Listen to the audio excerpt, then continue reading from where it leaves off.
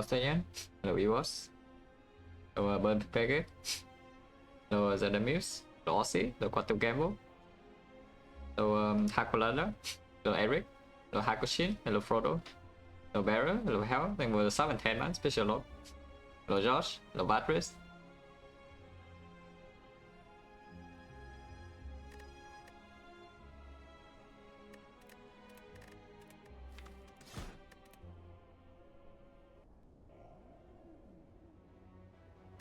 Curse for Ray, but let's transform one. Either Burning Elite on floor 7 or Normal Elite on floor 6.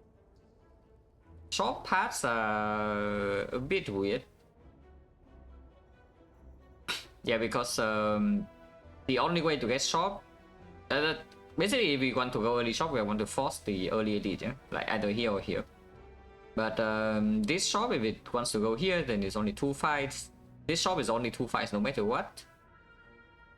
And if you go to this shop and want 2 fights, there are 3 fights. There's Burning Elite, but the shop floor 2 is also annoying because you don't know when to buy potions, what to buy, what potions to buy, whether you are allowed to buy a card or not.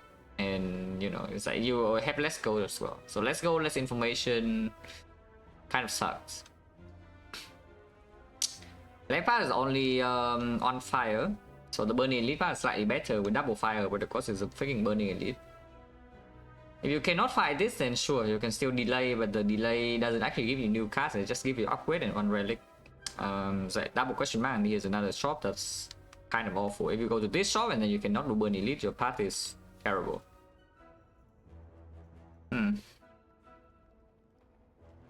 Hello Simon Baron, hello Kevin.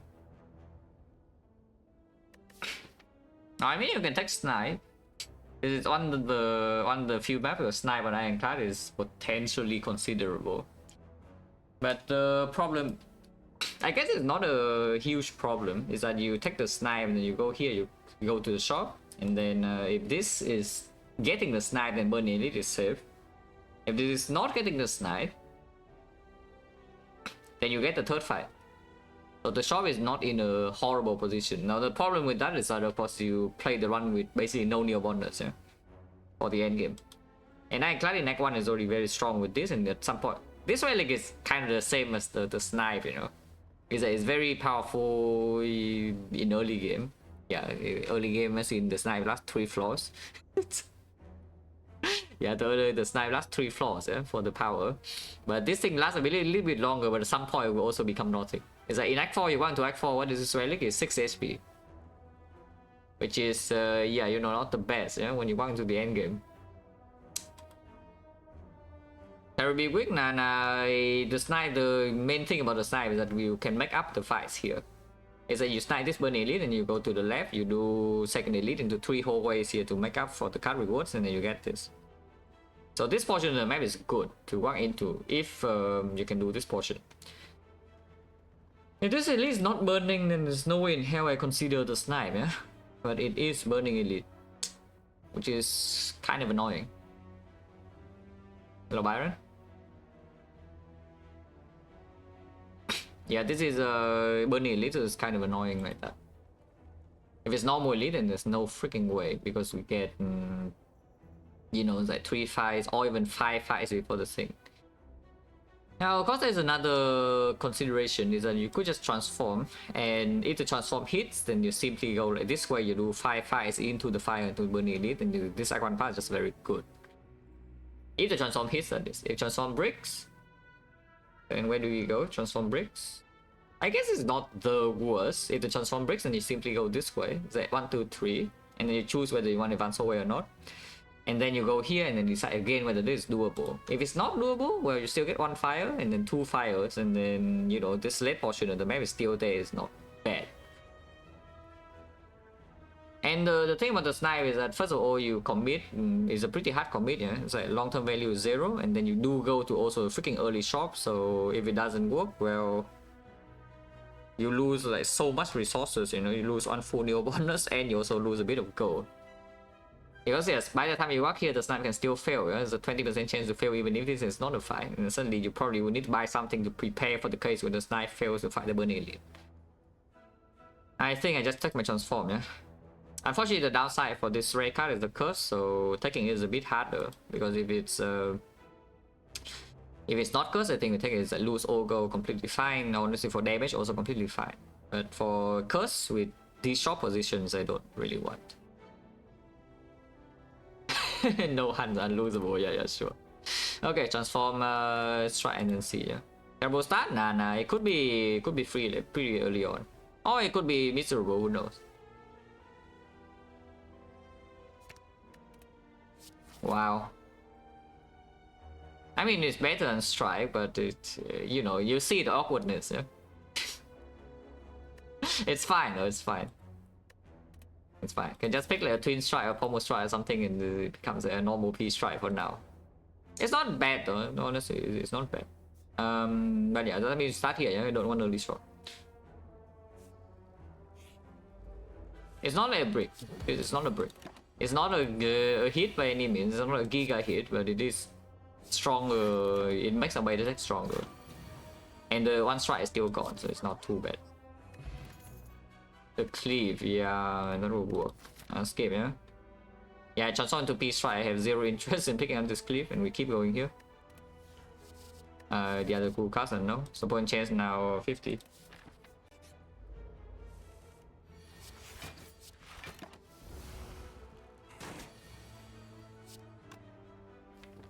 It's Bash lethal next turn with this, so in no way. It's 24, 33 only, 33, 17, 22. Actually, it is. Holy crap. If I do this and do we ever have a chance to lethal? It's like 22, it goes to 17, no. So we do 17, yeah. And then if we draw P strike plus strike, is lethal. Holy crap. Oh, P strike owns. No potion, yeah, no card. Unless you tell me it's time for the Seeing Red. Well, the Burning Elite is looking a little bit more and more, you know, like kind of like a dream, yeah, but we'll see. There's actually just no cards was 2 floors or one. Seeing Red is fine at some point, but if you pick the Seeing Red for now, these fights actually get like quite a bit worse. Yeah? Because the only fight the Seeing Red performs is in Lagavulin. It's like sentries, if you're lucky, if you draw well, then it plays. The North fight will almost never play, and the Lagavulin fight it plays fine.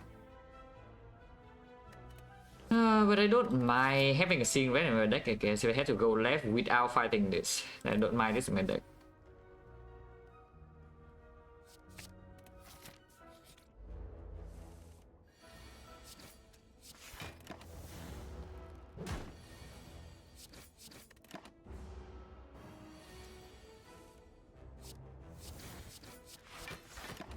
Yeah, -9. This fight is not too bad. No potion. Well, 3 fights, no potion. Interesting. What's the chance of that? Strike versus Clothesline. These are both pickable. It makes both improve the Seeing Red a little bit. The Clothesline makes it a little bit weirder if you don't draw the Seeing Red, but the Strike standalone is still fine. It's like it doesn't conflict with the 2 cost attacks we have added, and it's probably stronger in hallway fights too. Okay, so much, yeah, it's fine. This fight, we definitely go here. Point chance of 70% now, and if we go this way, it's pretty likely that we don't even fight this. And then, yeah, it's like double question mark and don't even fight the elite. And what are we doing? Like, please at least fight the whole way. And then 70% of the time it drops a pawn, maybe it drops a decent card, and we can still fight this. And we can low roll here, but with the Peace Strike is not too bad. Ouch, -9.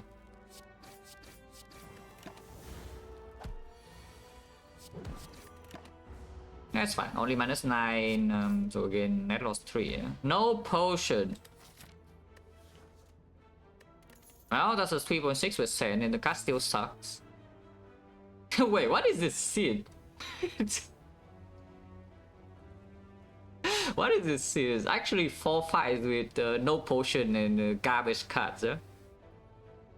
I mean, I know we are still extremely healthy, but that's because the fights are easy. The difficult fights are not here yet. Like, we have not seen a single difficult fight. But that is ridiculously bad. That is actually ridiculously bad. Yeah, holy crap. Well, if we cannot fight the elite because you know, like terrible things have happened, then what do I pick? If we go to the double fire part, because Peace Strike will still be one upgrade even if it's slightly weaker than normal. Desperate? No, it's not time to be desperate. If you pick up close line, just because it's actually doing fine. Because it is probably positive in the deck, yeah, compared to the other tools, would not be so positive, you know. The clash in this position I definitely don't want, because the clash is more suitable for path that actually is aggressive in Act 1 and you're facing high risk. Which is potentially here, so you can take clash and run into here, but the thing is that Lagavulin is probably already our best fight, yeah. And if Lagavulin is already our best fight with the Seeing Red, I don't really want to clash at all. So we take the close line, upgrade Peace Strike here, see what happens here, maybe get another thing to upgrade. Like if you see Pommel Strike and upgrade that, and then close line is a bit weird, but then we still have Seeing Red. And then you have a close line in your deck, which is, you know, not the best, but not the worst. I have seen worse. It's like close line, struck it off, we play the silent, we weaken the enemy and block. Instead of basically weakening the enemy with 0 cost or 1 cost, yeah, and then blocking for 5, we are blocking for 8 and then weakening with 2 costs. So we are taking this silent. Or you can still dream and go here, because you say that okay, we have a massive amount of HP and we have a Peace Strike plus before this, and Potion is freaking 80%, so it doesn't miss again. Yes. 4 fights already no pause, so this potion doesn't miss, yeah. And then we go on to this whole wave fight. It's a terrible fight. You get cut down by like 20 HP or so, and then Burning Elite kills you. Wow. Because yeah, with the transform strike, the Peace Strike in here is like 16 and it's plus 5 only, so it becomes 21 for 2, yeah, which is not even so good.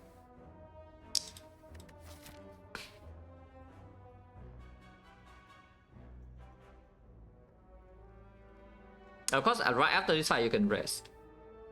Right after this I can rest, so if you don't die here you have some HP buffer, but again like the elite comes immediately, so if the 2 relic bricks you are in trouble, yeah? By in trouble I mean you are probably dead. So usually you can brute force this, but the problem is that burning is any kind of tankier knob is not really doable without pots with this deck either. So it's not just sentries. It's like Lagavulin, maybe we can trade and take only something like 30, which is no problem. If we want to Lagavulin, take only 30, yeah, fine. But the sentries damage taken can be like very high, so it can be 50 plus, sometimes even more. And the knob fight, same story. You can take 2 big hits, and if you take 2 big hits as a knob, well, sucks to be you. So I don't think we should go Burning Elite. Yeah? Not a long-term value, this is very good, but the cards are not so awful if you have to play with a little bit less relics. Let's go here. Also, if you go here and not fighting this, you can pick life loss events at least. Potions! Oh, we fight this now.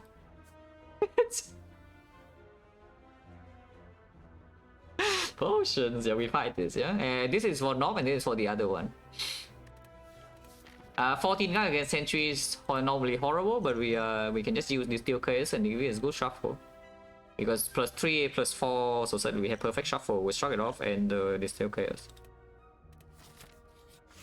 Lagavulin is our best fight, I think. Yeah, and then we get destroyed, but definitely going to spend the Steel Chaos. I mean, I will spend the Steel Chaos here.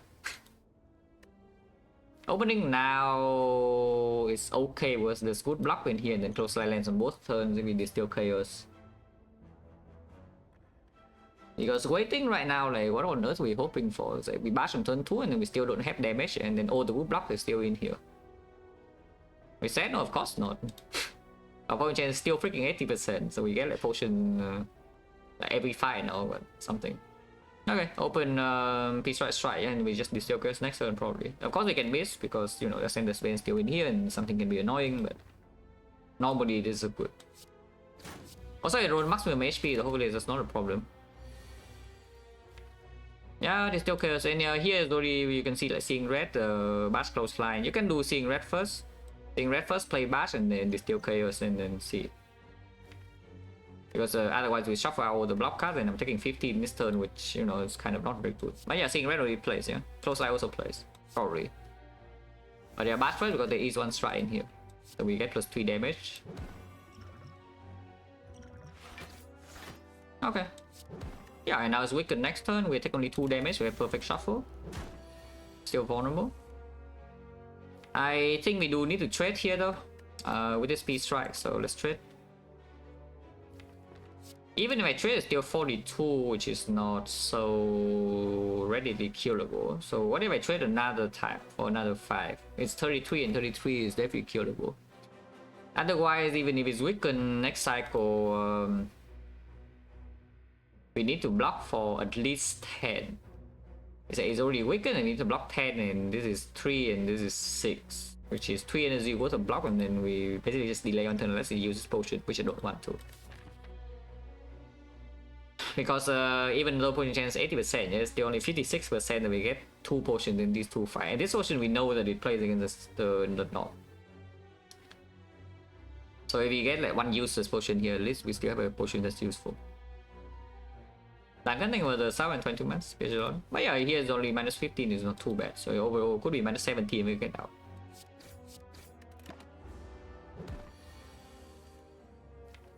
Okay, Bastra is pretty likely to be lethal next turn. If it's not lethal, we draw a lot of block. Yeah, it is lethal. And I mean, you see the trade, right? It's like if you didn't trade last turn, I guess you play close line and you never have lethal this turn, and now you take 12. And it might still not die next it might still not die next turn. So trading was very good.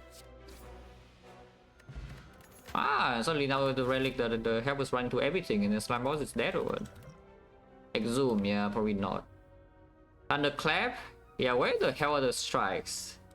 I thought the strikes are common, like P strike. Okay, second P strike I don't take, yeah, but Pommel is common, twin strike is common, you know. We just fought the Lagavulin, so armaments is not so amazing, and then with the Helix, armaments also not exactly big powerful. Of course, like Zoom here can do seeing red, but probably not. Just take Thunderclap, yeah, and then we can upgrade a P strike or something. Yeah, point change now 70%. Good thing the Helix is here. 16, yeah, I like 16.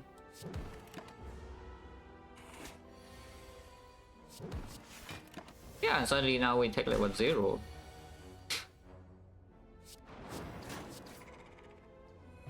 No potion, see? Like no potion. Now point chance 80% again, and we still have 2 pots. If we want to knock here and fight is bad, we can just use this. If it's sentries, they can use this, I guess. This potion in this deck is not amazing right now, but you know, it can be used. Yeah, no, seriously, what the hell are the cards? We actually just don't really get cards in this act, but apparently Ironclad doesn't freaking care, yeah? We have 1 potion. You have a P-Strike Transform, you have 1 potion to use in Lagavulin, and now suddenly you just farming the act with no cards. But that's fine, Phantom Pain we take, yeah? Phantom Pain seeing red already a thing, the sentries fight relatively speaking is a harder fight right now because the North fight we do have Ancient Potion. And of course the late game value, and we have the Helix right now, so it can carry a little bit. Still upgrade P-Strike though, even though it's only plus 5 right now, pretty mediocre. But that is still our best damage upgrade, and I do play it in most of the time I draw it with the Helix, and we even have the Thunderclap right now, so we don't need like, you know, sometimes it can land with vulnerable on the same turn. So we still upgrade the P-Strike. One chance 80% again, so we are very willing to throw a potion in the elite fight. And he's not, so thing. If we need, I don't use a strength potion. With the ancient potion, we could full block turn 2 and then Helix on turn 3. Even without the ancient potion, we can still do that sometimes. Well, this is not the draw to do it. So we get hit next turn. Because if we draw something like and you're seeing red miss as well. If we draw something like struck close line, then we don't even lose Helix, and next time we full block. Yeah? But here we just ancient potion, and next turn take 16. And if we close line, then we take only 12.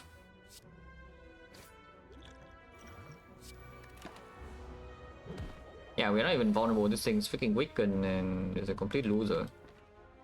We do want to kill next turn though, so like close line struck is a little bit, you know, too much. Even though if you struck, you barely take damage. It attacks you for what, like 15, so it takes 7. So this box 5. It is positive if you don't kill next turn. You have cost to play this truck, but I want to try to kill next turn. With your 22 is at 19, and 19 is a horrible number, I guess. Yeah, 19 is actually pretty freaking garbage, but it's still weakened, so next turn we can block if we fail to draw lethal. And it's only 12 HP here, it's not a huge problem. Oh, that is not lethal. Unless we draw into Seeing Red right now, and it's still not lethal, by the way. But we barely take damage, and we only take like what, 7. And yeah, if we draw defense, we can even play another defense, which I will. It will take 3.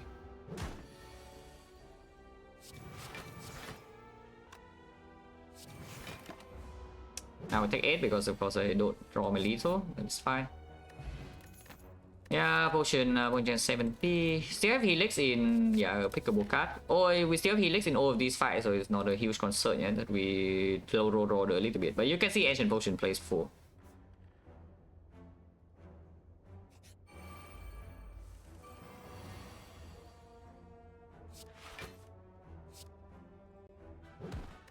Yeah, -0 this turn.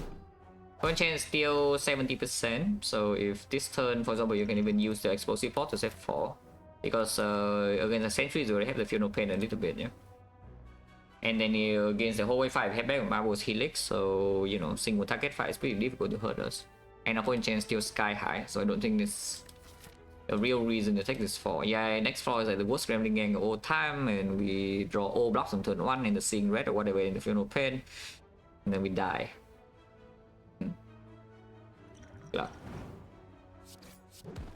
I see no reason to take 4, so I would. Yeah, point chance now 60. Okay, I guess try just does not exist, yeah, but it's fine. Iron Wave is a lot worse now that we have the Helix though. Because whenever it draws on turn 1 and it doesn't full block, it's worse than a strike. If it was free, yeah, free skill.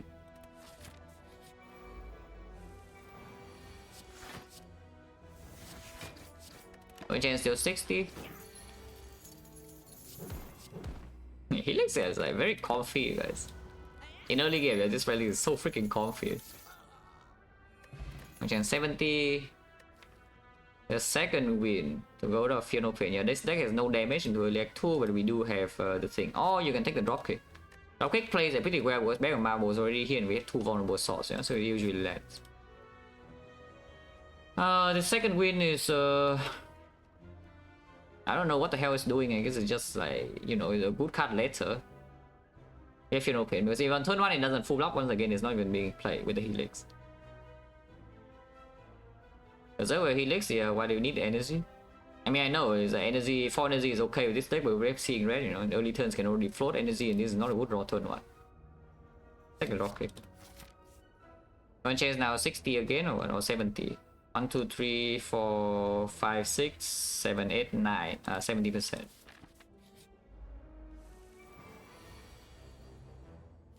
Pretty vulnerable is enough, so we don't need a Thunderclap.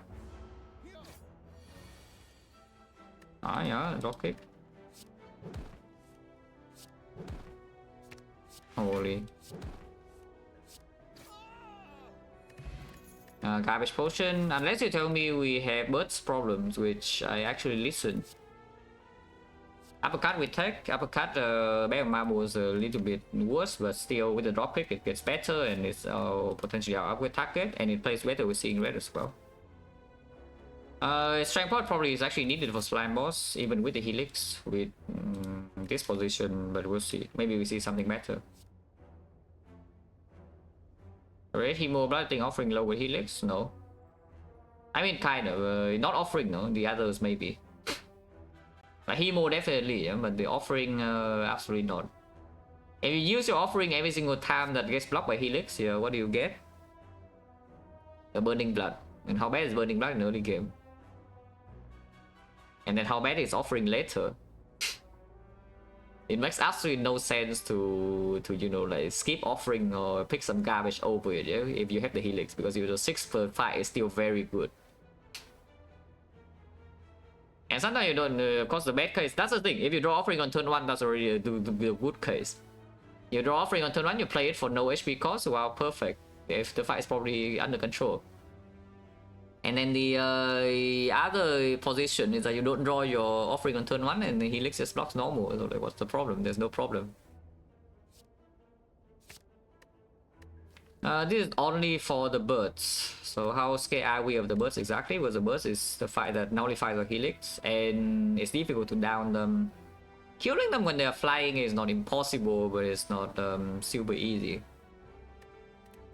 But however, this potion is very strong for later, and maybe we say now we currently have relics for now. Yeah, these relics are very strong in early game, so we can start saving potion for way later. And the dropper is such one of the potions. Also, scoop, yeah, not on turn 1, no. On turn 1 they never swoop. Probably not, right? Like a green again, we have the Helix. This is pretty clear. Peace Strike, headbutt, Peace Strike, yeah? Unless you tell me you don't want to headbutt the Peace Strike, which I can also listen. But yeah, I think we do headbutt the Peace Strike. Helix is turn. Yeah, thank you, dropkick. That's fine. Huh? Hopefully next time we draw some close line with block or something. Not lethal, but you're taking only 10, so that's totally fine. Like net -4, and then we have the Eternal Feather healing as well. So this fight is completely free. Yeah? That is pretty nothing, but it could do something against Slime Boss, I guess. The Carnage. Wow, this deck is shaping up here to be a deck that really cries if you don't see the Fourth Energy, or the Snecko, or the Pyramid. But it's fine. Attack Carnage, upgrade Carnage, and whatever, yeah. That's our first big attack in here, and you do, of course, both Veil Marbles and the Helix. And the uppercut doesn't need to be green yet because the vulnerable chain is still here. It's just one weakness, which is fine. But with the Helix, maybe the weakness is not so urgent.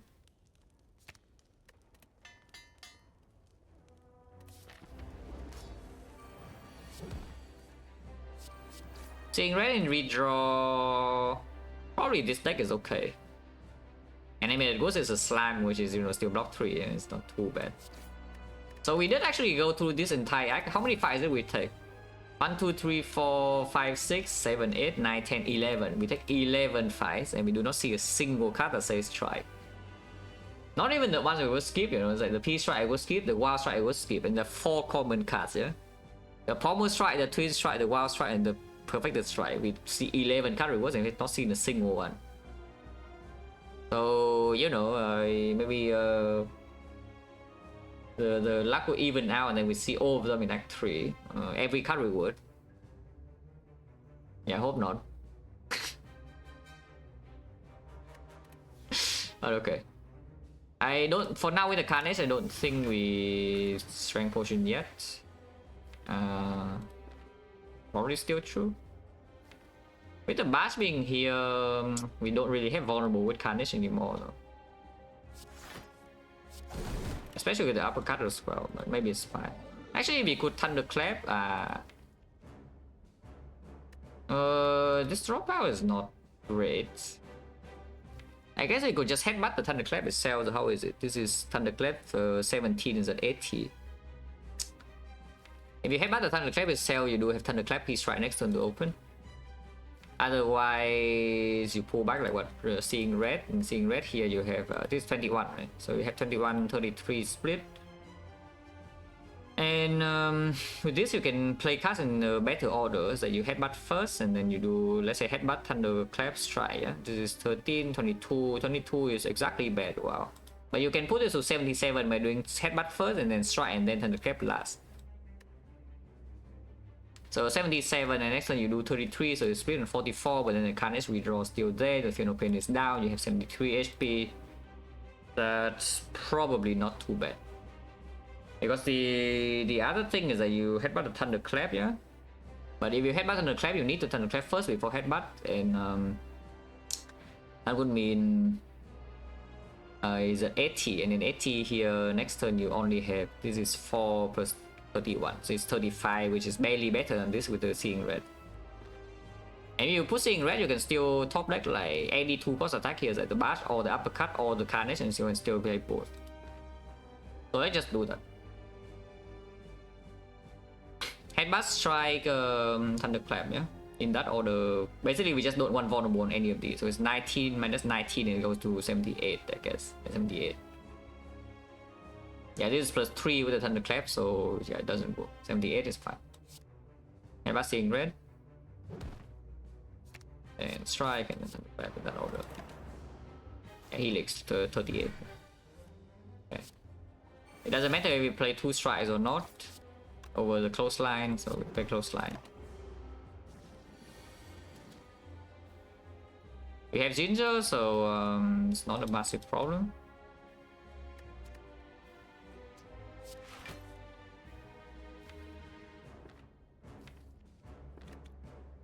If I do Thunderclap Headbutt on the Peace Strike, then we have it is 17 and then we have another 21, yeah? But it does conflict with these. On the other hand, you can simply just bash this. Or you can headbutt the Thunderclap on top too, but that's a bit weird with 5 slams so still being in here. I should probably just headbutt the Peace Strike. So let's headbutt the Peace Strike. 28 is a bit of an annoying number, though. We can always potion, we are like extremely healthy, yeah? So no need to panic yet, because now it's built on 1. Which is kind of annoying. If we strength potion right now, it dies immediately. But I think we save this potion.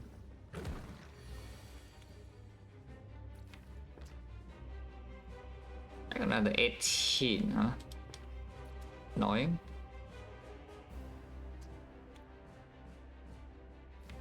That's true.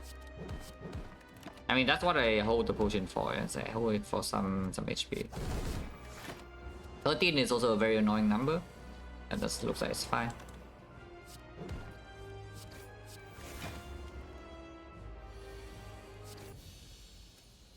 Usually it drops a pot anyway, but yeah, it's not a good pot. Maybe if it drops 2 liquid bronze, just warning me, the bursts are freaking coming over. Yeah, I guess Demon Form because the other gets unpickable garbage. Now let's take if it sees Neko, it's probably doing okay. If it doesn't see Neko, well, Helix will have to do some heavy lifting. But this is boss damage and we are currently lacking, yeah? So... And it's up against like complete utter garbage. I mean, you can take Exhume. Exhume Carnage, wow. Well, the box, I guess. Yeah, nice Peace Strike. Otherwise, I can be blind, but being blind with Helix is already not very good. Yeah, Force Energy is nice and all, but you know, this Energy Relic is quite bad. So our Peace Strike is crying, but we still have the Carnage and the Helix. Looks totally okay. As usual, I mean, People's Ironclad is just kind of good, yeah? But it can make your early act 2 a little bit awkward to play. But this is like totally fine. Combo, yeah, 1 strike. So this is like, how much damage? 9 damage for 2 energy. Well, that's just amazing. That's our first remove, yeah, by the way. We have a lot of gold. There's a 3 elite power on this side, and the burning elite is 1 elite only. There's also 1 elite only. The entire left portion of the map is maximum 1 elite. So let's go this way. It's a pretty clear path, yeah. Oh, actually, it's a 12. It's a 12. It counts as cell, yeah, of course. We have the double tap drop kick, by the way, just so you know. Ah, the second win. What the hell did I pick over the second win? The drop kick. Okay, fine. The drop kick is still good. But if you have second win right now, you suddenly have power 2 second win, you can do something. But yeah, do I double tap drop kick or not? Double tap drop kick is just draw 2 energy neutral and then it deals 14 damage, so 14 plus. If you double tap close line instead, yeah, it's like you play Seeing Red, you play drop kick here, and you double tap close line, then play the Thunderclap. This is already 36 damage, 43 is 49. Wow, freaking 49. 49, slightly unpleasant number. It's okay though, we have Eternal Feather healing. Actually, we don't. Okay, if you're dying here, then we can get eternal healing here, yeah? But otherwise this deck has no fire at all. So it's like elite number 1, elite number 2, and then fire is at the very end. So we overheal, but the risk of the early act is still there. The deck definitely does one upgrade. It's like after P-Box, of course you're always upgrade hungry. Yeah? This Pommel Strike wants to be green, and now that we're on 3 energy, I want to upgrade the Seeing Red as well, especially the Exhume. Yeah? Seeing Red upgrade is really improving the situation. But yeah, double tap dropkick is hoping to draw into a better attack, and I mean our deck is full of them, or even if we just draw into the power through it, save the helix still. So I think there's no reason not to do it like this. Yeah, I mean it's just fine.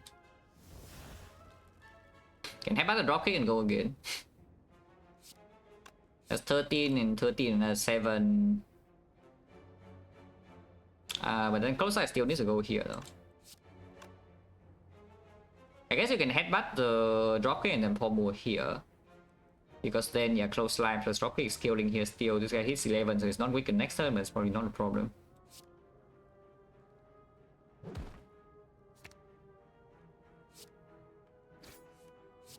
If we draw cards, you can hit here instead. But yeah, otherwise close line kills here. And we take 0. This time we don't take 0, but that's fine. Holy crap, look at this. 12 damage. Amazing. If we peace strike in here, then the Carnage doesn't actually kill. If we headbutt, then what do we headbutt? Like pommel or what?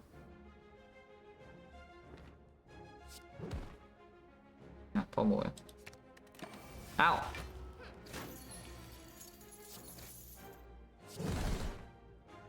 But yeah, net -2 against the thieves, no problem. Upgraded. And we have the power through now, and the funeral pain. Freaking green, that is like, that is second win except bad, yeah? We don't have a lot of non-attacks to exhaust though, is the thing, except the wounds. Is like how many things we even have.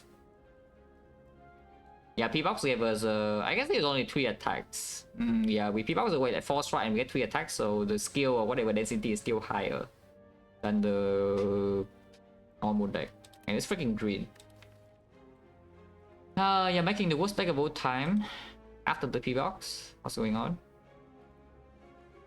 I don't mind. It's a good draw on turn 1 as well with the Helix and the Marbles.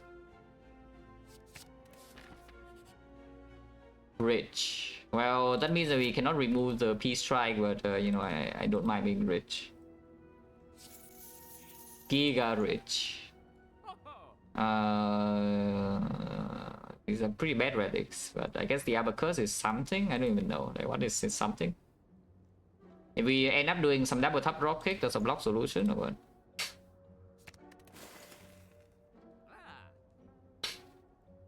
Is there a second shop?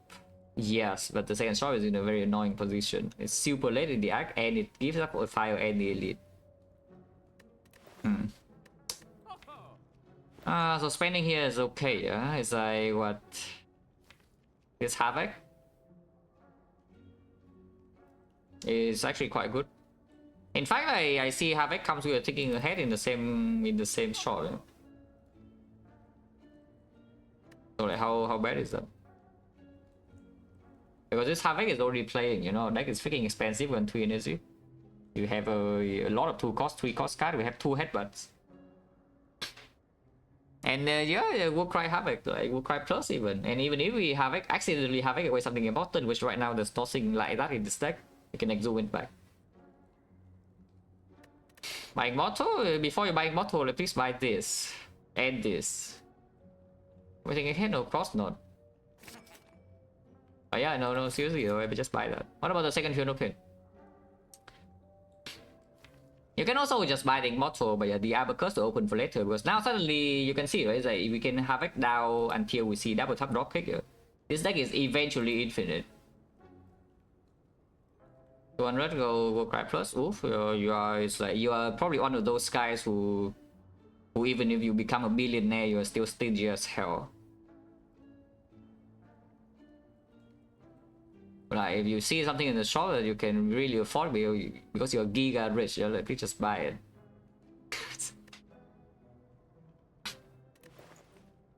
What the hell? We have 665 gold. We'll like, not freaking think to spend on here. Here's something that's like clearly good. And yeah, but you know, too expensive.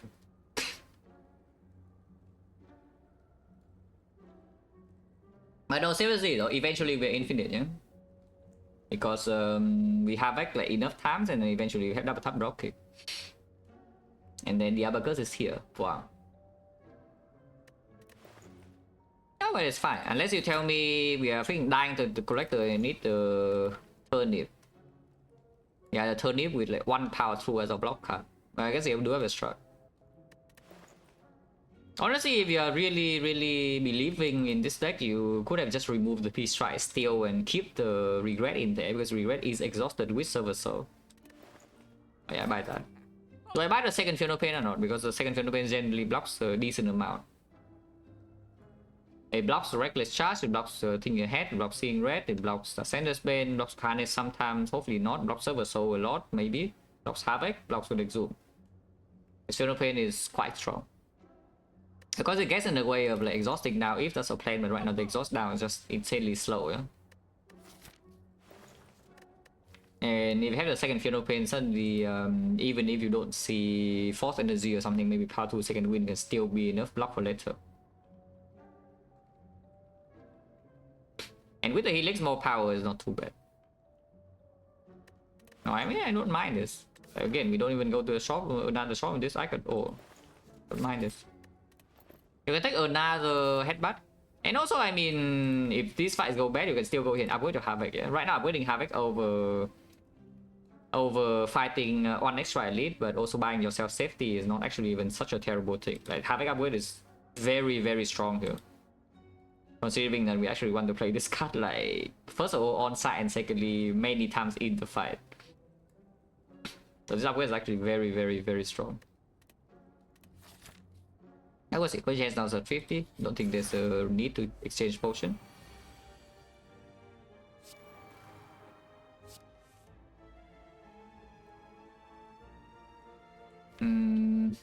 Weakness now is a bit wasted. I guess we put this on top and just play like what?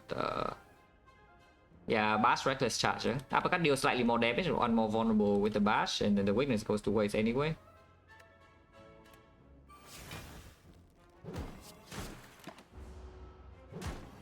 Yeah, Helix is doing great. Yeah, and like here you can already see, right? It's like we can just have it, and you can already see again like how strong this upgrade is. But we headbutt the uppercut, like Havoc it and then Shrug, or could be, or you can Shrug first.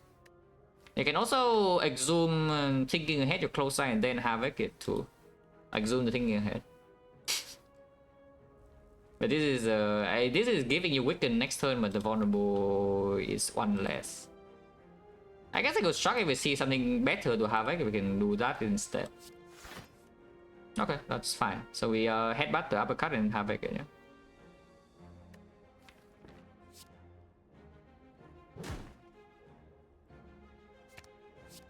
Because now the weakness actually plays full, and it's full blow.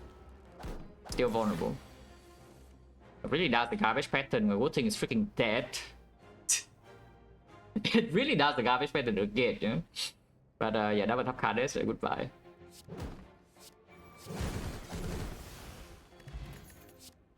Another Seeing Red, which certainly looks like will do a lot in this deck. But unironically, yes.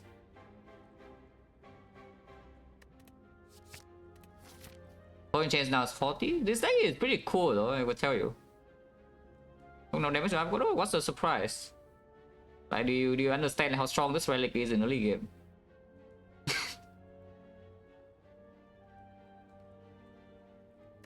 What is such a surprise? When Avocado doesn't do anything on turn 1, the fight is a bit better, you know. Strength Pot of a skill. What does Strength Pot realistically do here? It's still pretty good, I guess. Yeah, with some double tap, some drop kick, and Thunderclap, it also works. And on turn 1, of course, AoE vulnerable into some Thunderclap, the Strength Pot can play immediately. 15 save does a little bit inflated by Slide Boss, yes. The Slide Boss is facing 38, and we did not block an O on turn 3. But again, this relic is just very good. Skill potion, the draw pot we definitely keep because yeah, like draw pot with this idea potential exhaust now infinite with the abacus. Yeah, one big turn with Server Soul as well is like a giga terrible feed fire, but you know you can still draw pot Server Soul and then you get blocked with 2 Fiddle Pins. But honestly, I don't actually care about fighting the elites too much, and now that the Havoc and this kind of deck is already big form. I just think I just want to go here and upgrade my Havoc. It's like so freaking strong, you know. Skill potion on turn 1, yeah, just block, and block with the Helix is maybe not the best. The threat in the elite fight, I would assume, I don't even know what the actual threat is. Like, all 3 elites can go a little bit wrong. I think the bull stabbing, I guess, is the hardest to go right. But the slaver, sometimes you draw well and can kill one instantly, and you have Ginger, so the blue slaver doesn't even weaken you. And the leader maybe never attacks. Leader could be pretty bad too though. But I guess you do have combats against leader, even though yeah, combats Helix, but in that fight you can play it. Maybe it's not that bad. Yeah, strike ball is probably still bad too. And drop ball we definitely want to keep. Yeah. Support chance right now is 40%. Ah, I just double tap Server Soul, 66 damage. What's wrong with this? And she's buffing, so this guy probably dies. And he does die.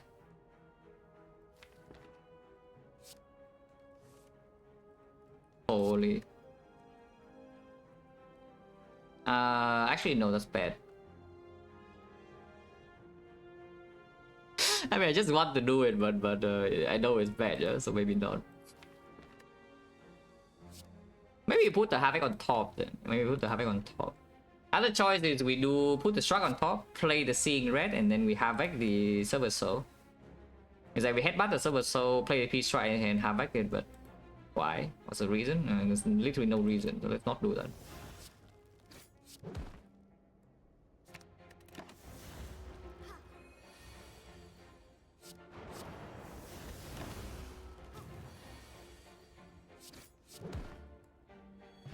Okay, 50% chance. Brutality with the Helix is a little bit weird, but in this deck it's very often that our Helix is gone on turn 1.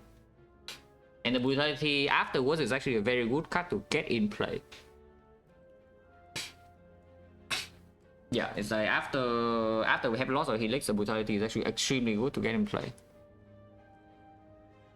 Will never be really upgraded because unless it's, you know, it's like very clearly overpowered. Like we get blood for blood or something, but this deck doesn't need the blood for blood with the Abacus.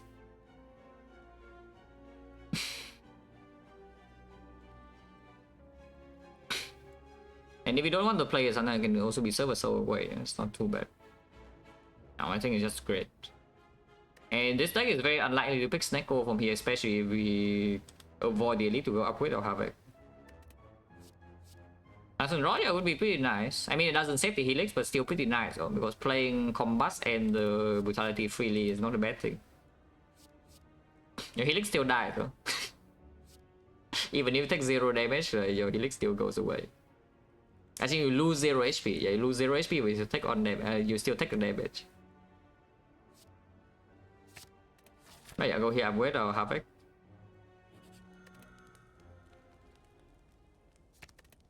It's not very often that you get to play with Havoc, you know. And this one I even bought, yeah. Yeah, I mean, you see here, like, okay, your Brutality, what's the problem?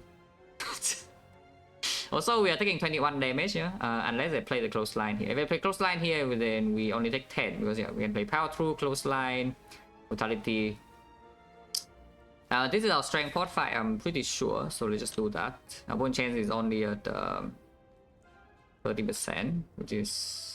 Actually, is it 30 or 50? What did we get? And no potion last fight, right? Maybe it's 50. Already forgot. I remember it's like 40 here and I already forgot what the Sentry Mystic drop. What a skill pot, yeah, skill pot. Damn.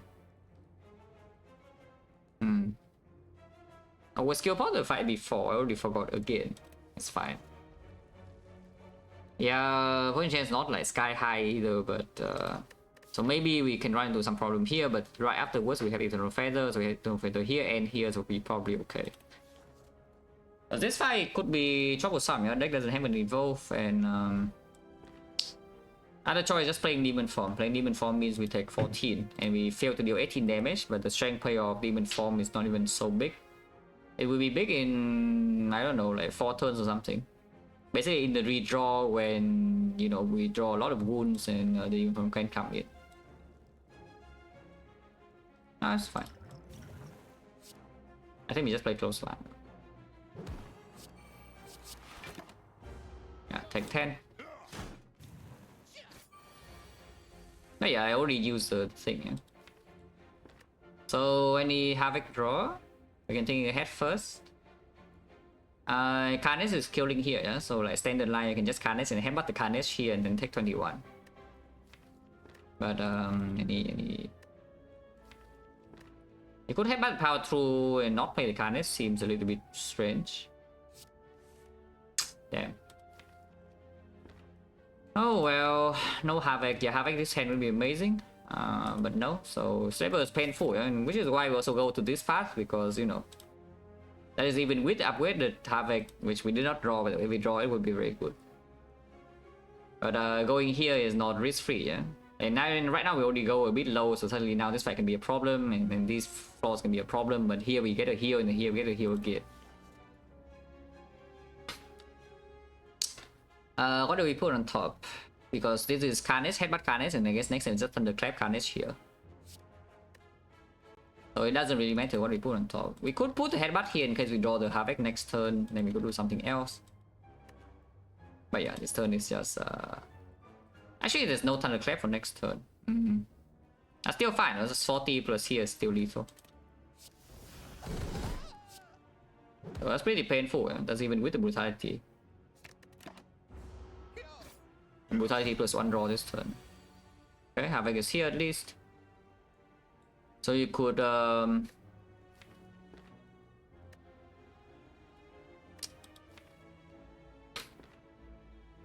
this turn is also slightly awkward. I guess you just put power through on top and full block this, yeah.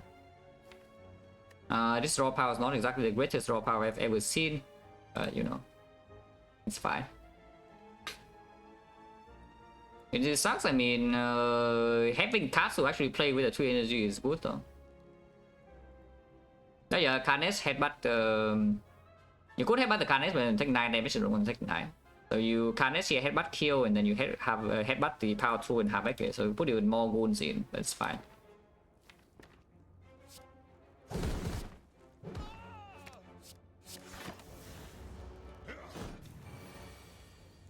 Okay.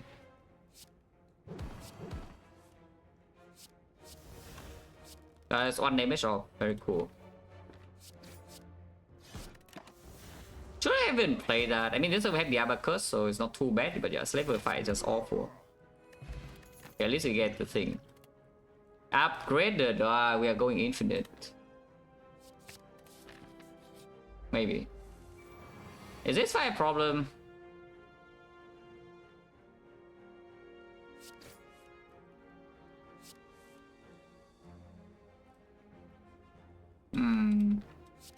I guess they put Seeing Red on top and do headbutt on Pommel Strike, yeah? But it's not very comfy. Also, do I play Combust or not? Yeah, do I play Combust here or not? Because this fight is like kind of dangerous. Point change is either 20 or 40, I don't know which.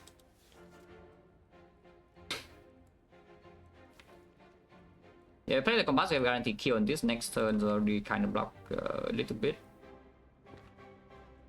And the Helix next turn is already going in for just 6 anyway, so you know, we lose only 5 value. And 5 value sometimes, not even always.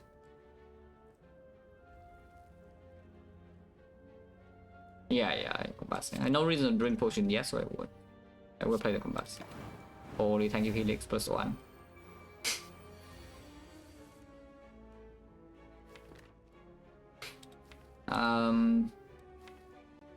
What do we do here?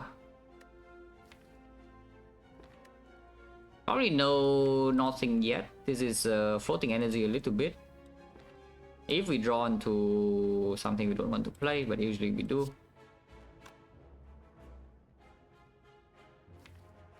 Yeah, for more on this and see. Okay.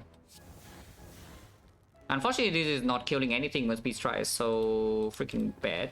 Can drink this. Only auto HP and saves a tiny bit of chip. Headbutt the almost possible. Yeah, ever since I upgraded the Havoc, we just don't draw it. Yeah? It's shy, you know. It's shy. This is 5 more damage, but we don't get to get a card on top. But these cards are not even so good. Let's just do this.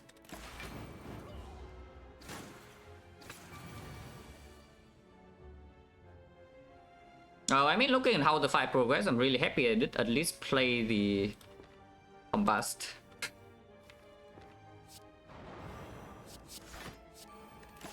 Because the fight's still not over yet, and we're already kind of freaking low, yeah.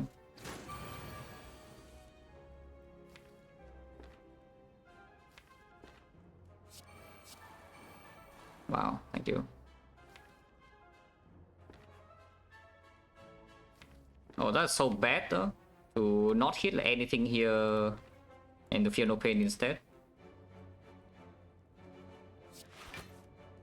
That is not the drop kick. Or the carnage to... So I guess we are taking a lot. I mean, not that much. Feel no pain 6 with the true wit is blocking a decent amount, yeah? But it's still -8. And we lose at 2 per turn here.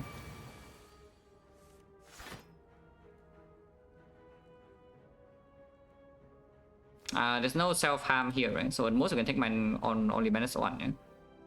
In this turn, we just double tap Carnage here and then Havoc and hopefully it kills this. Okay, good.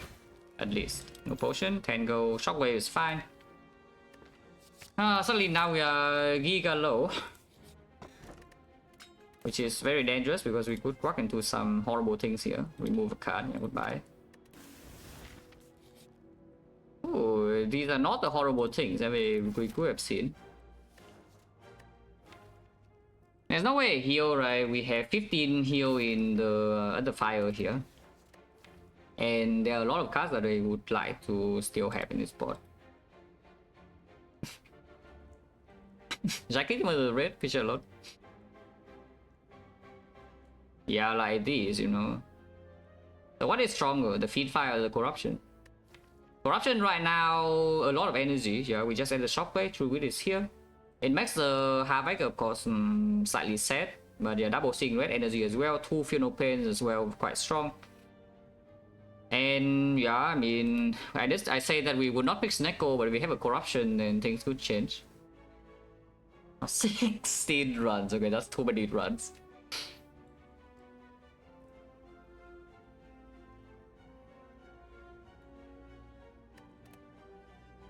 Other choice Fiend Fire, and Fiend Fire is also of course very strong. It works just as well with the double Fiend Pain, yeah? But it makes the Havoc a little bit worse.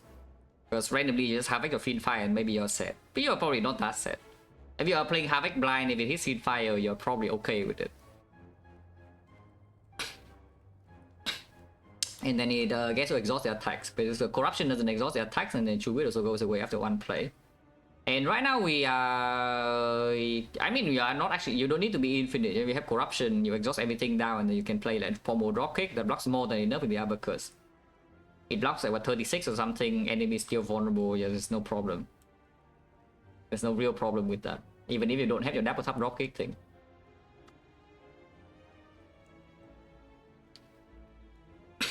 Especially when we sometimes get even from strength as well.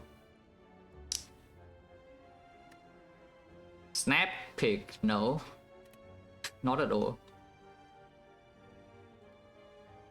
I will tell, I already said this many times, is that the deck needs to be a special kind of thing for me to pick up a second dropkick. As in I have no other plan. If I literally have no other plan, then the second dropkick is in my deck.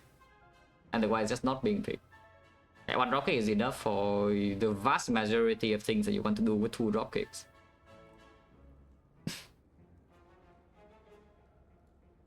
Yeah, Corruption vs Fiend Fire, this is a bit too hard because of course Fiend Fire also plays slightly better on turn 1. We have Unpommel Strike, not green, no? Not green. And if we take the up... Yeah, we do want to upgrade the Pommel anyway. And then yeah, seeing red energy plays with the Pommel as well. Probably just corruption, yeah.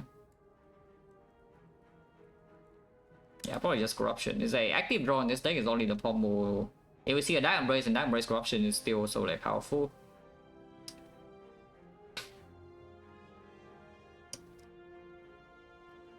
Yeah, because the Fin 5 fueling hand and Fin 5 right now is not so easy. You have maybe a 5 card, 6 card hand if you're lucky. And the exhaust down, we don't need to exhaust down that much because corruption still gives you, let's count the energy corruption gives you. Yeah? It's like 1, 2, 3, 4, 5. I mean, this is kind of a little bit of a weird thing because normally you don't even play this. So maybe you can count this as +1. So it's 4, 5, 6, 7, 8, 9, 10, 11 from whatever you exhume. So I think that gives you 11 energy and also makes everything, every skill block for +6. Yeah, is pretty decent, you know, without like exhausting down nonsense thing. Without caring about the exhausting down part.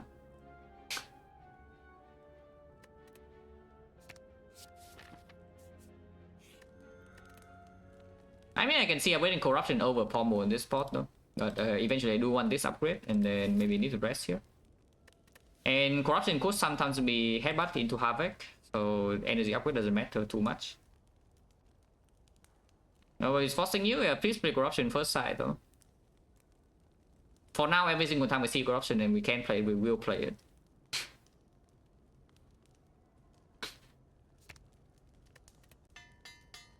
Hopefully you don't die here on 39, no?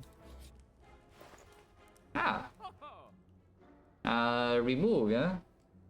I can buy the trends. Yeah, amazing relic lineup.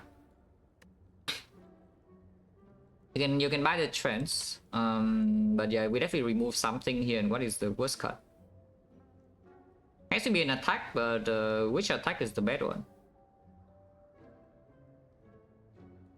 Maybe now that we have the shockwave, could be bash. With the dropkick a little bit weird, we still have Bag of Marbles, Thunderclap, and uppercut, yeah. Peace Strike is already gone. Peace Strike is already gone, so otherwise of course it's Peace Strike. Reckless Charge is still doing okay, though. So you make a days and double field blocks a little bit extra. So it's like you have your, let's say you're not infinite, yeah, and you only have your Pommel Strike dropkick. Well, you only block like what 36 or something, maybe 42 with the initial shuffle of the uppercuts.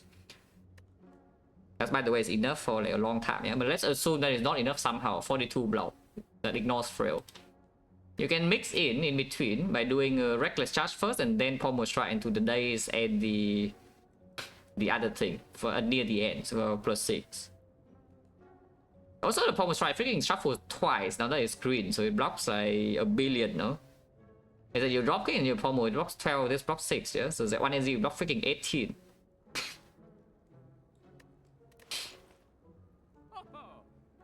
Yeah. Oh yeah, the Fin 5 got stronger by the way with the better trends.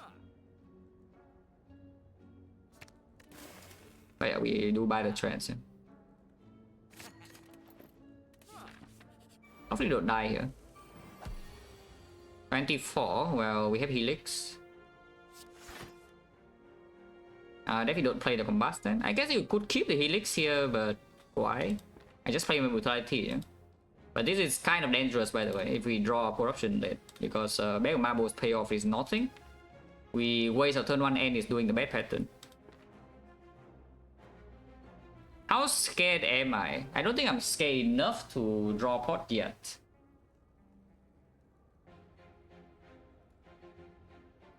Potion, yeah, you're on T9, I already told you, like last stream, this is now a dictatorship.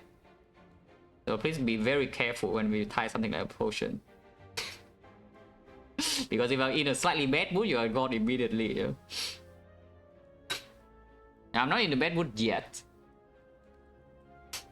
For now, you're fine.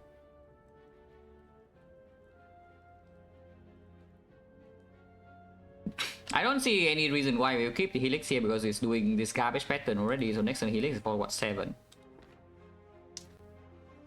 So yeah, just Brutality and we choose with some bad card, which is potentially Combust, because Combust is not being played right now. And do I play the Reckless Charge or not? With Brutality in play and double Funeral Pain in here, I think yes. And it's also taking 10 damage, you know, it's not nothing.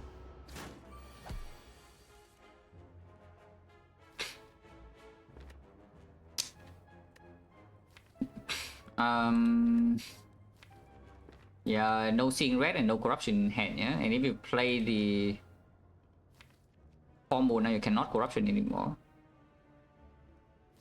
So you could start with Trance first, but if you do something like Pombo first and you draw nothing, you can still headbutt the Power 2 and then Trance into it and play Power 2 and take only 6. If I Pombo into Shockwave, we just play that. Okay, that's nothing. So do I do headbutt on the thing or not? Otherwise I can simply just do something like Battle Trance and play the Funeral Pain. Because if I draw Seeing Red, I can still play some other stuff. Okay. Suddenly the hand is not too bad, yeah? The hand was awful and now the hand is actually not too bad. What do we do? I mean, it's not that good because he has only block, right? The Havoc is only on block. We don't get anything giga important to set up. But yeah, this Funeral Pain, of course we play. Yeah? So we play Funeral Pain into Seeing Red, only 2 energy left, which means uppercut and into dropkick is not happening this turn.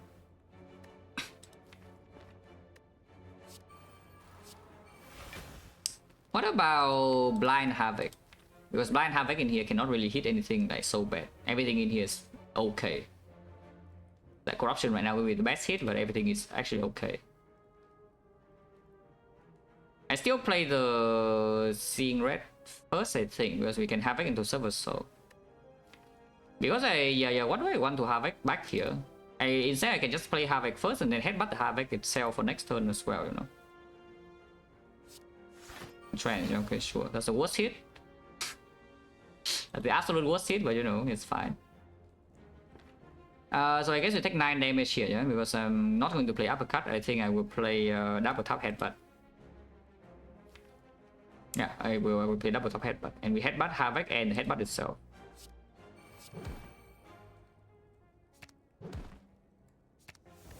Take a bit, that's fine. Okay, we have multiple combos here. We headbutt something, Havoc it. Headbutt the Havoc, thinking ahead, the thing into Havoc, whatever we're thinking ahead. So that's pretty good, no? So we start with what? Headbutt the maybe uppercut now or what? I don't even know. Why do we care so much about the uppercut? We have Shockwave coming and maybe the thing as well. On the other hand, this damage output is like very low at the moment. Should I be slightly concerned because the deck does have 2 wounds. And maybe it becomes more than 2 wounds after this turn. But next turn is doing the small hit. Next turn is only doing 24. So we have 2 turns to kill. 122. This turn we do deal a lot as well, so maybe it's not too bad, yeah. I mean, you can just play a demon form for free, but it doesn't block with Funeral Pain if you do that. Maybe it is just uppercut. Maybe it is just uppercut. Yeah, headbutt uppercut, Havoc the uppercut, 2 energy left. And now we headbutt the Havoc, 1 energy left, we think ahead, and then put something on top and we play Havoc again on that and 1 energy on something else. Honestly, it sounds pretty good.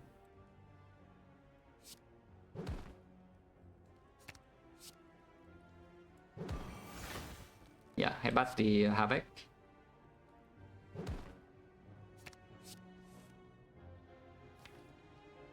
Can exhume Seeing Red, and yeah, I mean, that's fine.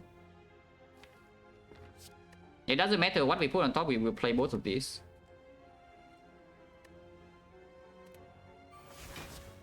Actually, no, exhume Seeing Red is not fine.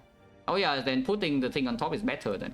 And putting the Silver Soul on top is better because it exhausts exhume and you get a small block. Nah, it's the same, I guess you could just play the exhume. Yeah, I guess you just play the exhume anyway. For 3 block. And then you can exhume the day, so it doesn't matter if Silver Soul is on top. I guess Silver Soul is more damage. It's a bigger hit with the vulnerable. Or you can play this again. You can still do this and choose a different target if you want to with the Havoc. I think Silver Soul is just fine. No? Yeah, I think getting payoff with Silver Soul here is just fine. This deck is so cool, man. Yeah, this deck actually is so freaking cool. Oh yeah, the corruption. It doesn't look too bad. It's not that good. No? It's not too bad. This is not lethal. Is it not lethal? We play corruption, go up to 3, and then play this and this and this. No, there's only 48 damage, so it's not lethal.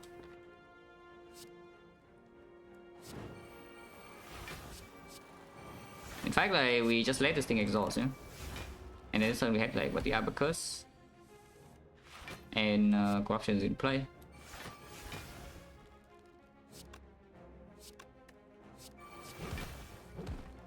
Yeah, it's dead. Anton could play a lot another headbutt because we have like this Giga headbutt havoc combo, so we can add another one.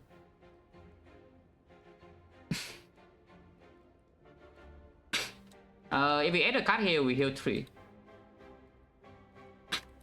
Yeah, if we add a card here, we heal 3. The problem, of course, is that the headbutt eventually will become bricks, yeah? So right now, how much HP do we have, and are we resting for later or not? Because I'm pretty sure we're upgrading corruption. So at the moment we only heal 12. Yeah? It's at 36. We can go to 39 instead with corruption plus. It's at 49 with this. I'm willing to use both pots. Ideally only this for 5 heal. Hello, open? Abacus? No, this deck is very cool. The Abacus was bought because I entered Act 2 shop with 655 gold and nothing else to buy. But this deck is very cool. It's the, you know, it's the Giga Havoc deck. And now it's the third headbutt in here that also comes with 3 HP. Also, I saw the second shop in here, the question mark, so I guess we get punished for, you know, spending on this nonsense. It's okay though, because the Abacus now open scaling ideas, of course. Like, dropkick for more strike is already here. Picking up Widen comes with the thing, yeah? We don't have any AV for Rectomancer, is that a concern? I would need to pick up something like a Whirlwind, because I really don't want to. We do have Hourglass a little bit for that, and the Combust a little bit for that. I take a headbutt, yeah? 3 headbutts, yeah. Yeah, Eternal Feather plus what? And upgrade the Corruption. Now if it's Snecko, then of course it's Ruin, but Snecko, even with Corruption, I don't know how good it is from this spot.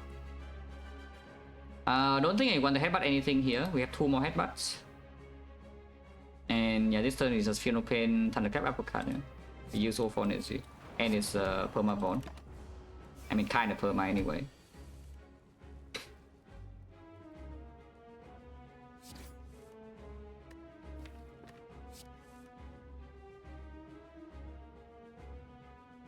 Brutality will be played this turn because we just need to block this and then he licks this hit. What do I want to put on top? This one's Brutality and Power Through is already enough.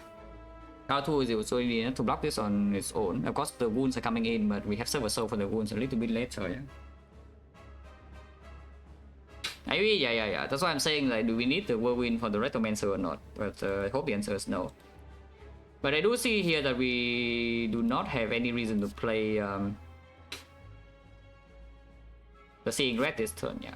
We actually don't play Seeing Red this turn. We just play the Headbutt and Power Through, and that Helix full, and then we have the Seeing Red with the Pommel Strike on top next turn if we want to. Which I do want to. Let's put Seeing Red on top and Headbutt the Pommel Strike and then play Power Through Brutality, yeah.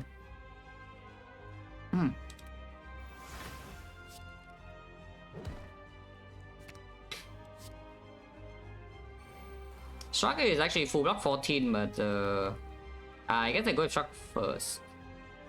I kind of don't want to randomly draw the Corruption. I cannot play this turn, no?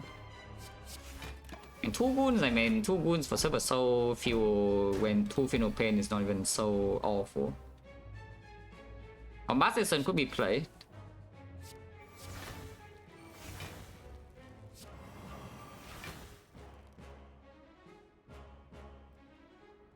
Or we can simply just play like Carnage here.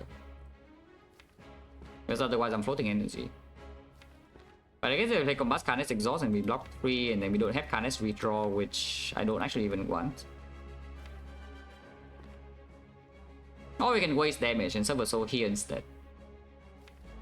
How bad is Silver Soul here? Maybe it's not actually that bad. Let's just Silver Soul here. How bad is wasting damage?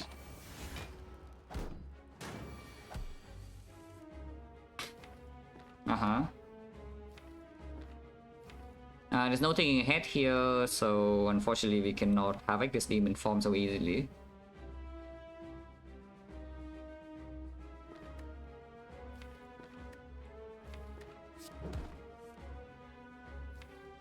I do want to redraw the havoc, so I would not play corruption before it.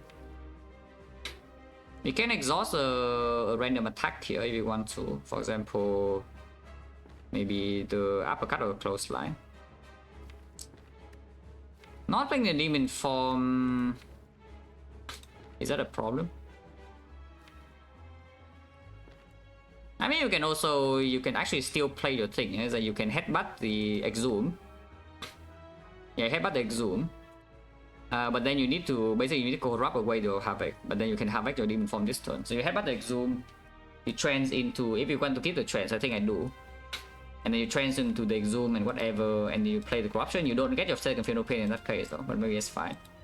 And then you play your corruption, and then you take the head, the demon form on top, and you havoc the demon form. And then you're out of energy. But the demon form is in play, and we do have the Ginger. She does need to die at some point. Is that even true that she needs to die at some point? Because keeping the havoc is also very good, you know.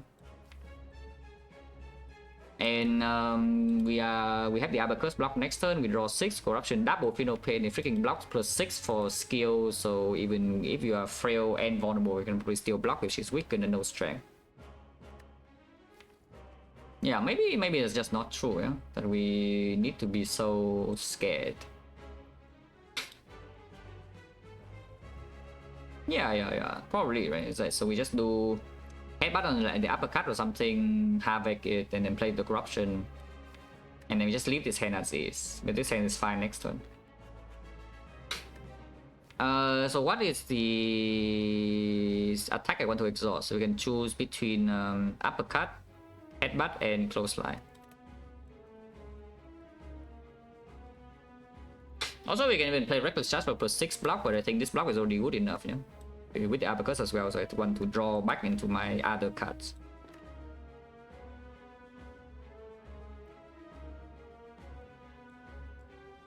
Yeah, let's just and I take 2 here. I take 2 over this. I don't actually want to kill this right now. So headbutt on her and then have back the uppercut.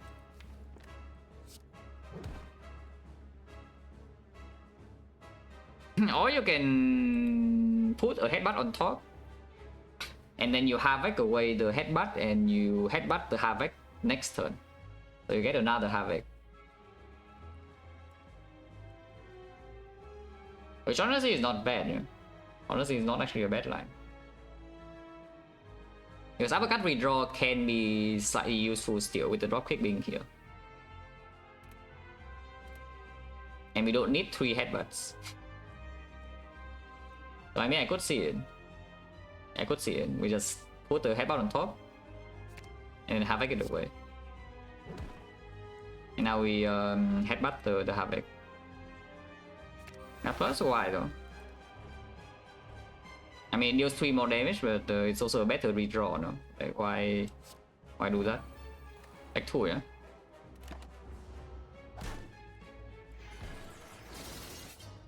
And we leave this guy alone in case he resummons, which he does right now.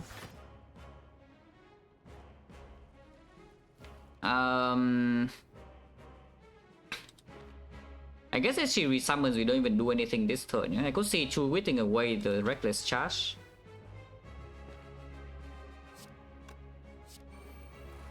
To block this one, but we don't even play this havoc, I don't think, because we don't want to accidentally kill this. Or you could just play the Reckless Charge and headbutt the Reckless Charge because you draw 0/0, draws block 6, but at the same time the corruption is already in play, and these are still decent things. Next chance is not weakened anymore. The nice thing about playing Reckless Charge here is that we guarantee it dies Hourglass next turn without having to commit anything. Maybe it's just fine. And how good is double tap? Probably still decent. So let's just headbutt on her and then vector charge here. And not play the Havoc. And take one more.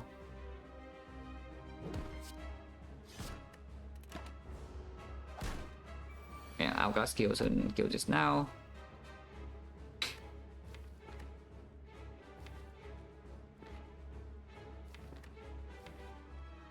Can exhume Shockwave if you want.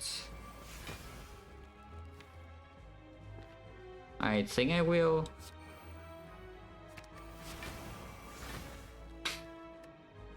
This fight is like getting a little bit weird, yeah?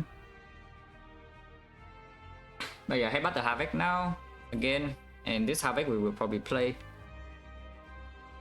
Not being able to play Demon Form, but she only has 5 strength. But it is getting a bit weird. This thing I think we leave alone, we just hit her a little bit now, probably. So more vulnerable weakness, uppercut, and then we headbutt on. I guess you could headbutt the double tap, and double tap rock kick does give you 1 energy, so you can play Demon Form into the pommel strike. Which is yeah, probably good, I think. Let's headbutt the double tap, yeah, because after this the double tap doesn't play too much either. After this turn. You hit here in case we summon, we set up a kill over 2.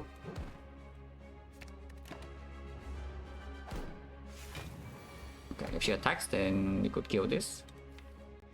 Cannot break, yeah, because unless you bottom deck both the double tap and the drop kick, and then you're very sad, but then Silver Soul can still block. I mean, you can play Silver Soul to exhaust your Demon Form in the wound also, if you don't want to play your Demon Form. That is being confident that the rest of the deck will kill Collector from here without the strength. Which may or may not be true. We exhaust 3 cards, that's already 16, and this is plus 6, so that's 24, 24, the Abacus 30, so we are currently dropping 30 already. And we draw 2 more cards. I think I still hit here though. Maybe not. I don't actually want to kill this turn. I still have a random attack potentially on this. And I just hit her. And yeah, now we double tap drop kick. Yeah, because it's going. Okay, if True Wit's in here, we just True Wit away the uppercut itself. And then we play Demon Form Entrench or something. Don't need to play this Entrench, but you can to full block, yeah? Otherwise you block, you take 6. Probably just play the Entrench. Okay, we summon, that's why we leave this thing alone. And now the Demon Form strength is going up, and she's still perma-von, her dropkick works.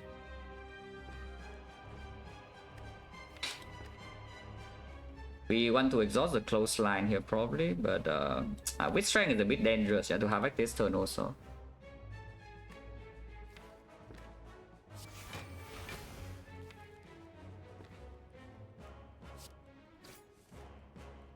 If we have it now, we know it hits a wound, but wound doesn't actually matter. Actually, yeah, probably Thunderclap, headbutt Thunderclap and have back it. They're just stronger, right?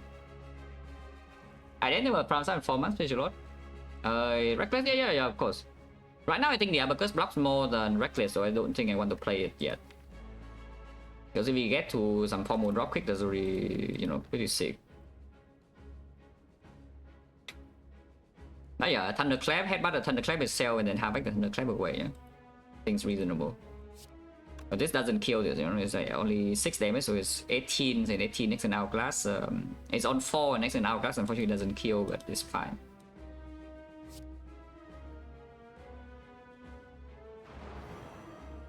But yeah, headbutt on her. Then, Clap and have back it. She's also close to death, by the way. She's only at 138. And we have 4 strength, which means she's vulnerable. Okay, so we have the Abacus block, she's still weakened. So not much can go wrong. Is she dead right now? Don't think so, right? If she's not dead right now, I should probably just drop kick and kill this to block 18.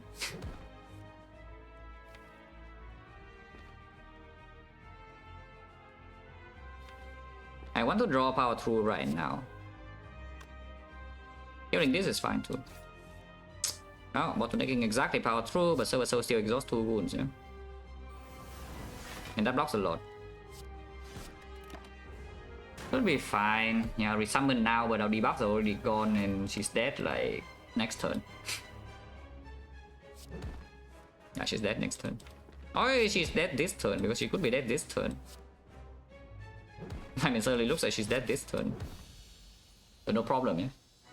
And I mean, you can see this is our deck before it's fully formed. You can still get a lot stronger.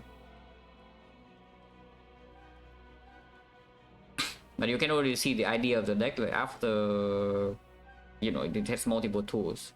And that's even without the boss relic. This Fiend Fire is amazing. Of course, you can havoc away your whole hand and then you are set. Or you can take the Reaper, like the boring choice, you know, the Reaper Demon form. Exhume Reaper Demon form as well. We do have Eternal Feather sustain a little bit on the top to sustain extra and also the Helix in actually whole ways. Yeah, Fiend Fire is just extremely good, right? And it actually gives us infinite pretty quickly. I mean, not infinite, yeah, but like infinite enough. Just pour more dropkick and 4 base energy more than strong enough with this deck. Because you can already see our output on 3 energy, yeah? It's like limiting, but it's still very, very good after we exhaust down. Ah. I guess we take that. I see absolutely no reason to not take it, so we take it, yeah. P-box a mid. So we are on 3 energy, but we have a pyramid now, so maybe it's not too bad. Where's Burning Elite? Okay, so let's shop, which is fine. Late fire is a little bit scary sometimes when we are forced to go into like 5-6 hallway fights and 2 elites before getting to the fire. That's fine. We want to go to this path anyway. It's just that it is slightly dangerous and there's no bail out. That is forced. Or even can you even do like a barricade here if it shows up? Probably not needed at all, though, even though we do have an entrench and the uppercut at one time. Yeah, probably just bad. Berserk, don't think we have enough active draw to add nonsense is the thing. We have more active draw than maybe, but only maybe. Because you already have that 2 Seeing Reds also, you know, it's like 2 Seeing Red and the Exhume and the Corruption and the Lantern a little bit. And the active draw in this deck is not actually that much. And yes, this time, you know, I would like a Dark Embrace. And this time we cannot even block this hit, yeah? So we're taking 9 damage from it. Okay, it's dead. Brutality... don't know about the brutality play, probably not needed here. Let's just go and play it. I mean, the brutality has done pretty well in Act 2, but now having pyramid, it's probably time for this thing to retire. Like the job of this brutality right now is to get exhausted by the Silver Soul, probably.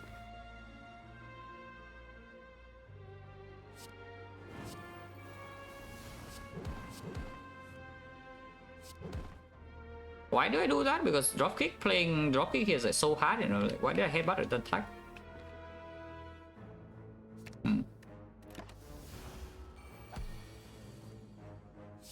Fine. Exhaust and strength. Strength is a good card to attack with. Holy crap.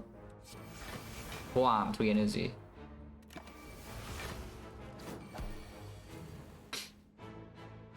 Just do nothing. I mean, you can attack here a little bit. Maybe attacking is just good. Yeah, attacking is probably just good.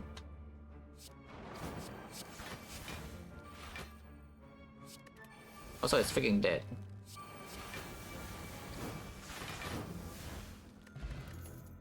Inflame no need, body slam don't need. Body slam is a lot of damage, by the way. Only after we exhaust down. After we exhaust down, we have former drop pick, block for like 1 billion per turn, and then body slam at the end bomb. But we do have the demon form strength as well. If you want to, yeah, really scared, you can pick this up because it also exhausts and this thing doesn't. But probably not good enough, yeah. Because again, right now the biggest pressure is at turn 1. Turn 2 we just break our draw. The deck doesn't have active draw and it's kind of scary if you draw a lot of attacks top deck and no corruption.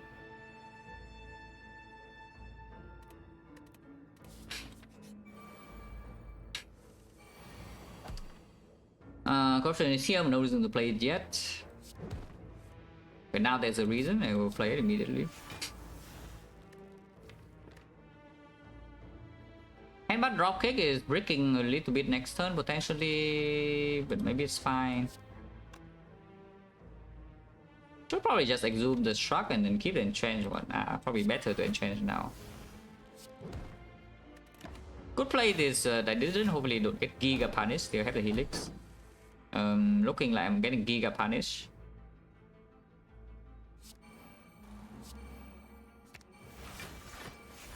Okay, it's a little bit less punish. Punishment here is only 9 damage. Only if I play the double tap. If I don't play double tap, I take more than 9. I guess I do play the double tap. And from this point, I guess I will play Brutality. Yeah? Like this fight has already been bad enough.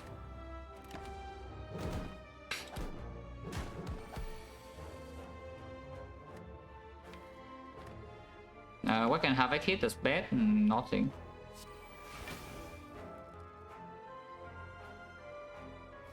No more exhume, so yeah, it doesn't work.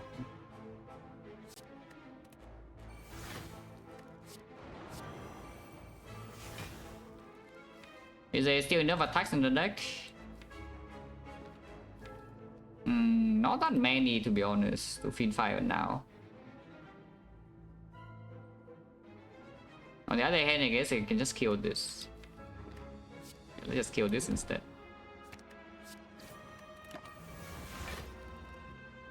Taking 1 per turn, so I do need to, you know, end this fight at some point too. Bottom decking both seeing red, yeah, that's annoying.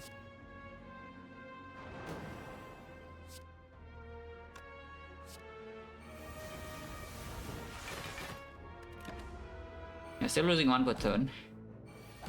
But now the seeing reds are here and maybe we can do something about that.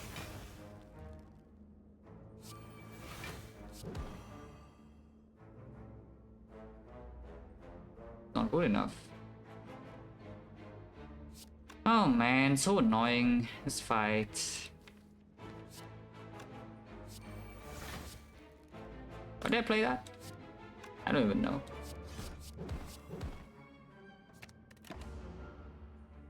Losing 1 HP per turn, yeah.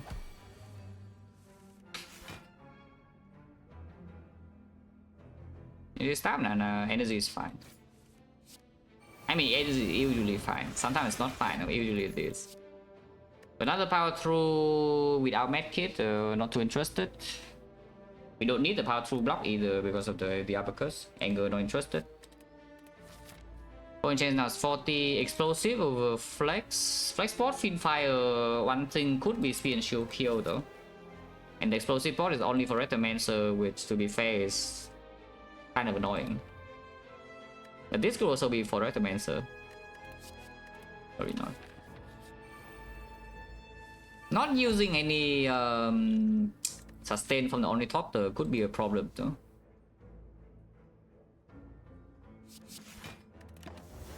Yeah, vulnerable now, but we do have the Helix, so could play this Shockwave for free if you want to.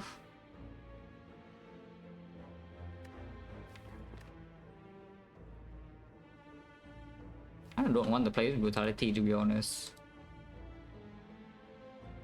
Yeah, kind of don't want to play this Brutality at all, to be honest, because I just want to. I guess this flex spot could be used somewhere for 5 HP, but like here it doesn't even save anything. And then in some other fight, like triple draw woman could save on turn 1 with the Mega Marbles, even with the Helix.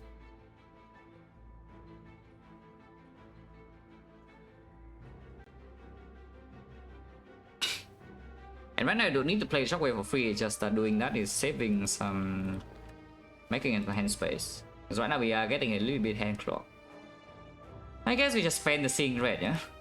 I guess we do just spend the Seeing Red, and then yes, let's do this combo now. Oh, that's fine. And then reroll in 10.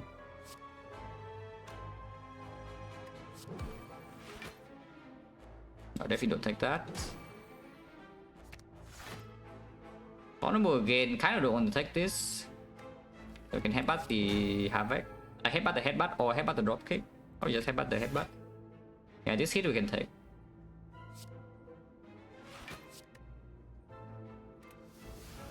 Again, I still don't want to play Vitality even though it does draw next turn. Yeah.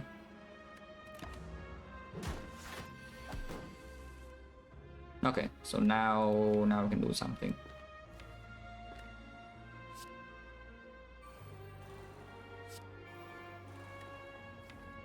And we roll twice. Could see headbutting 2 grid. I think I will. And times 3 we don't take that. Or it can curse me now.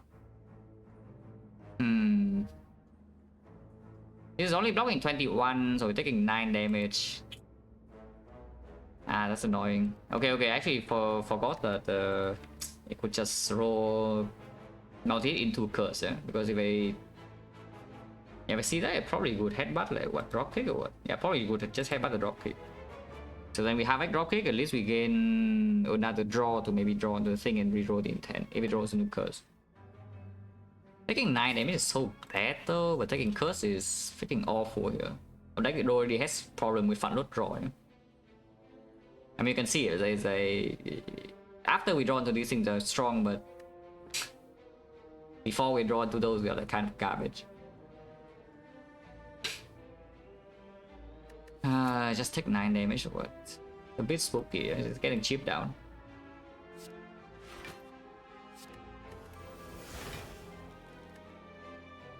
Can I play this now? Probably not still. Actually, I'm not vulnerable anymore, it's still weakened. Yeah, no corruption is here.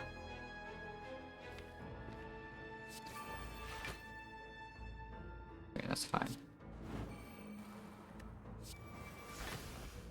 Holy entrench.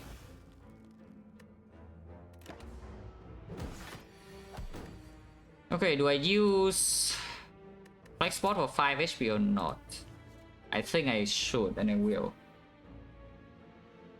Yeah, I think in this spot I should, and I will. Point chance is 40%.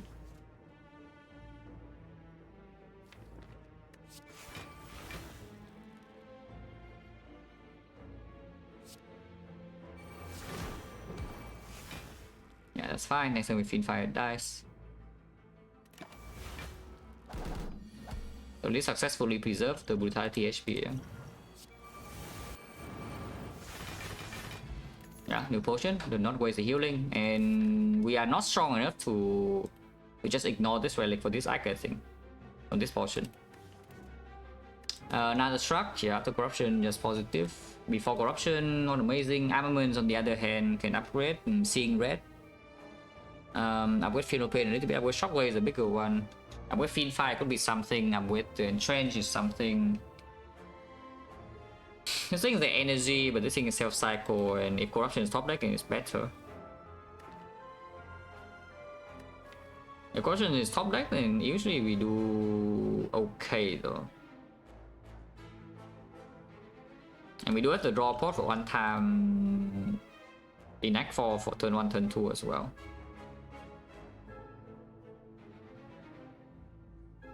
Peace Topper, I think will promise in 3 months, special a lot.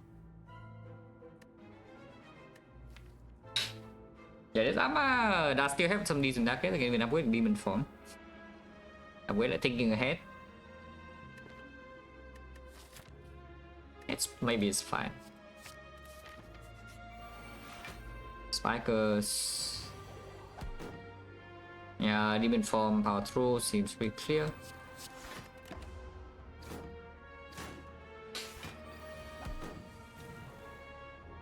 Yeah, here like armament, the struck doesn't actually do much, but armaments can upgrade the Seeing Red if you want to. Still taking damage though. I guess the shock blocks 3 more.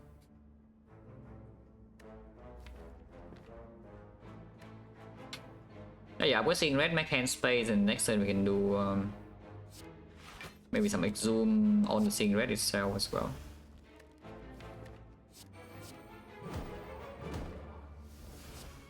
Taking 6 though, that's not very good. We have fear pot to weaken this, I suppose.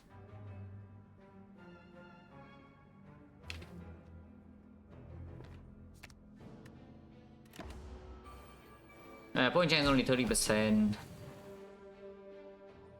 Piano Pain's bottom deck, Corruption bottom deck, and suddenly now, yeah, energy is a real problem. Energy wasn't actually a real problem before, but now it is. Because we have drawn in this order, yeah? And we don't even draw these to block. My card offering? Nah, Dark Embrace plus. After Dark Embrace, then yeah, sure, offering.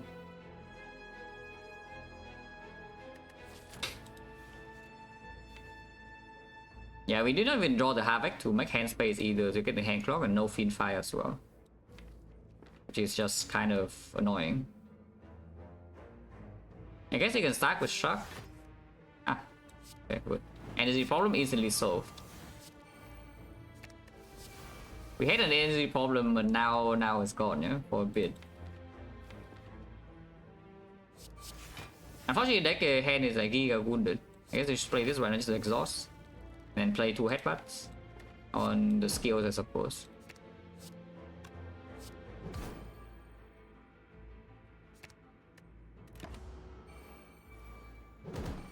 So we need to kill the spikers still, and the Phoenopins are still nowhere to be found.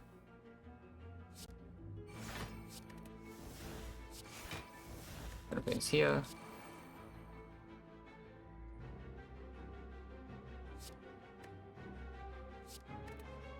Let's kill this now, yeah. And we block with this.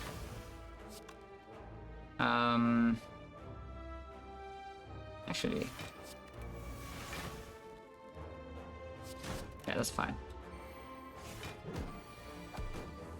Second win is nice. Yeah, second win is nice too. But I think it's okay. Another seeing red is also okay. Like, there are a lot of decent things that we can still see from here. Killing this is not so simple. I guess you can serve a soul this first and then drop kick the other thing, which is squawking, right?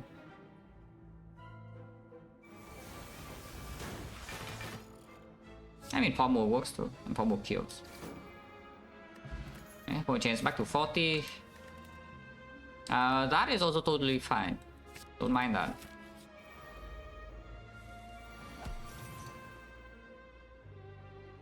We do not have a reason to play thing ahead now, so I won't. Let's play the Shockwave and then end turn, use a Helix. And this time we can get a expensive card for free if we want to.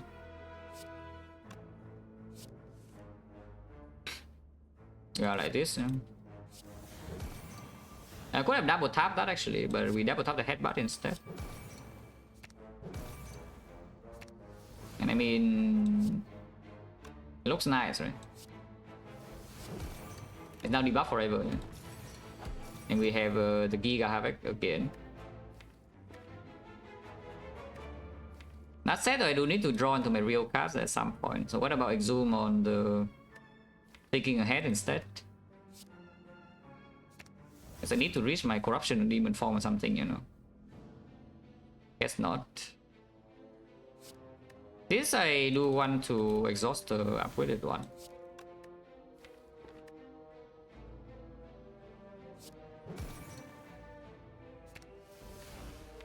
Infinite. It's pretty bad, by the way, that we have not drawn into the important things yet. And no Phoenopin either. But for now, it's still fine. It will stop being fine at some point, but for now, it's still fine.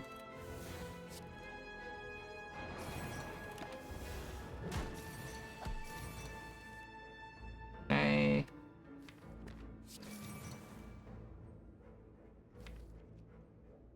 Like this is fine. Ah, that's totally okay with me. Don't need to upgrade that, so we just do like this or.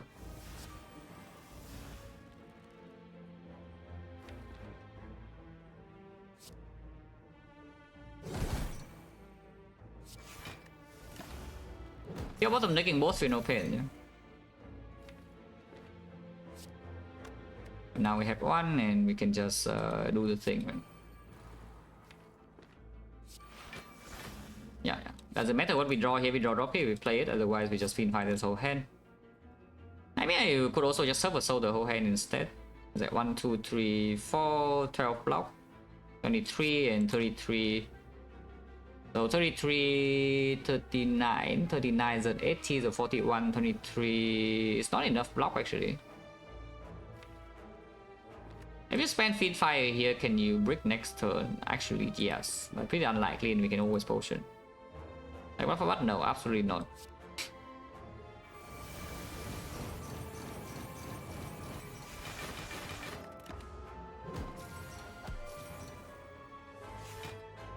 Breaking or what?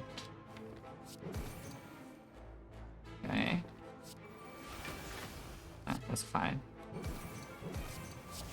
Yeah, full block. So next question, do I use potion for 5 HP or not? Because the fear pot is not actually so strong. Now that we have a Bell Marble still here, and we have like freaking 2 shockwaves, and one of them green, and we still have the uppercut, and the thunderclap. So we can just use it for 5 HP.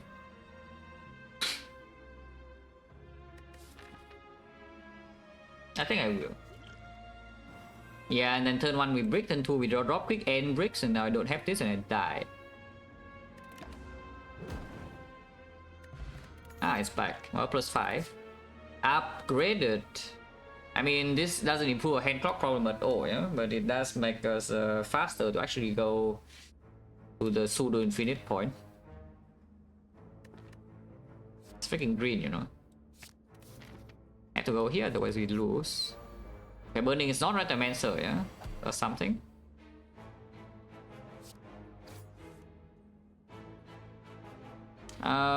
Should I be worried? We only take 9 damage this turn, and next turn this thing is dead, and we can just play Demon Form here, keep the Seeing Red in hand.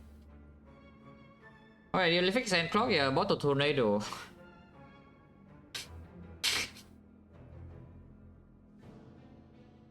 That is the absolute best solution for Head Clock, yeah, freaking Bottle Tornado by Corruption. But in Blows Single Prime and 12 months special on. Yeah, full year, very nice. Just play Demon Form, and next time we get hit or what? Like 2 wounds, but we have Silver Soul for the wound, take 9 damage is okay, yeah.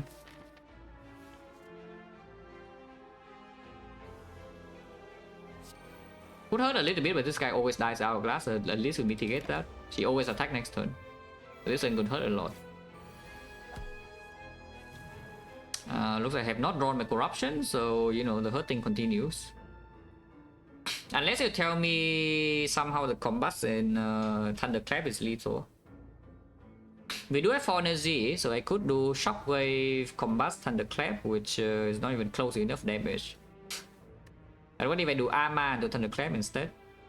It's plus 3, it becomes 9, 13, yeah, still not even close. So yeah, it will hurt this turn.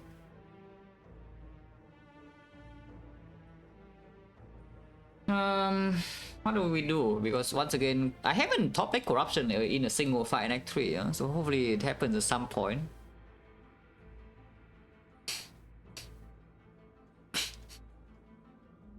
Hopefully it happens at some point, you know, because this fight is already freaking hurting me right now. It hurts a lot, right, by the way. But yeah, I'm on Secret probably. Refund the energy because the upgrade on other cards do not matter, and then afterwards you can think. I go back to 4 energy, so it's like the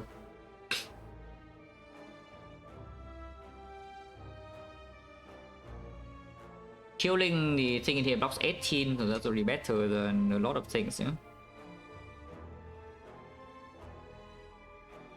But yeah, unfortunately, Armor Thunderclap doesn't kill here either without the Combust with the Shockwave, but Shockwave just needs to be played.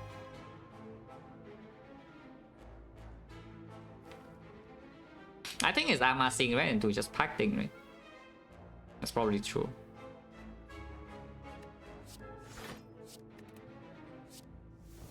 Yeah, and we pack away probably shockwave minus. Probably shockwave minus. That is something.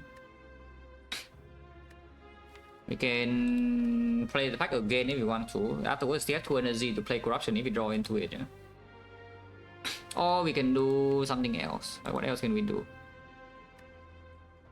Combo is better than pack, right? To exhaust. The problem with that is that after corruption we don't have a loop, but with the demon form in play we don't need the pombo. We don't need the pombo loop either.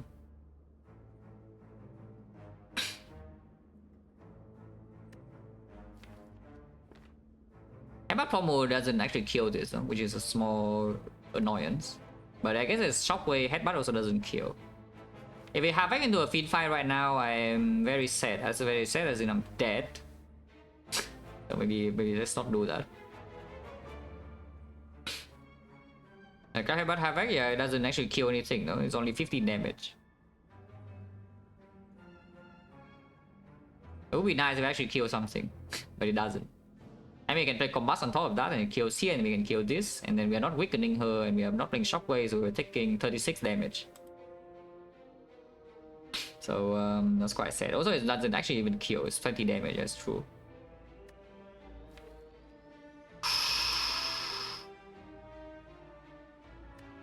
Fear pot in here is also 1 damage off. Why is everything 1 damage off? Like, why is everything 1 damage off? What about playing shockwave first and then just havoc? And even if we draw, even if we get feed fire, it's not like the worst. Other choice is like power through entrench and we just block, which is honestly not the dumbest thing I've ever heard. It's just that the head clock is going to be like quite bad, so we had to play havoc afterwards, but maybe it's fine. So like power through entrench, we block for 40, yeah, and we are facing like what? This is 57 plus here is 75. Wow, that's 35 damage to my face. Man, the Mancer is like so strong. I guess I could do headbutt on the armaments. Yeah, headbutt on armaments, play havoc on the armaments, upward the entrench, and play power 2 and then play entrench. That is blocking a little bit more. It blocks plus 10, so it blocks 50. We still take 25 though. And then the hand is Giga Clock because I get 2 wounds and I don't play my...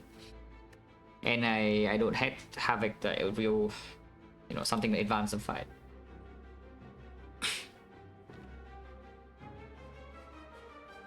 If I just shockwave power through havoc, then how bad is it? Shockwave is like 6 and this is 24, so it's 30, 36, 36, 18, 54. 54 block 20, 1 second we take 34, it's the same. Except the shockwave is in place, so next turn is slightly improved.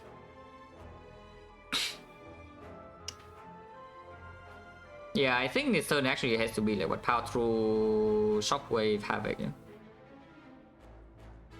Essence was just power through shockwave havoc. And we will probably hurt. Ah, okay, hurts a little bit less. Still hurts though. Ow! Ginger. Okay, corruption is here. Unfortunately, this corruption doesn't freaking do anything because I have no skills left in hand, and we're being attacked for 43, so I'm forced to do something like Fear No Pain to feed fire, and not playing corruption.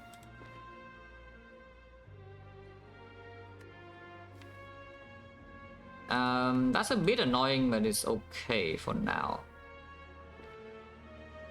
Yeah, that's a bit annoying. It's okay for now.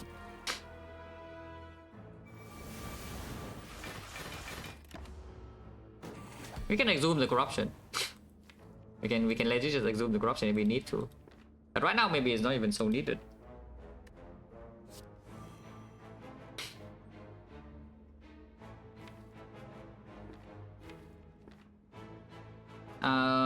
Any reason to headbutt anything?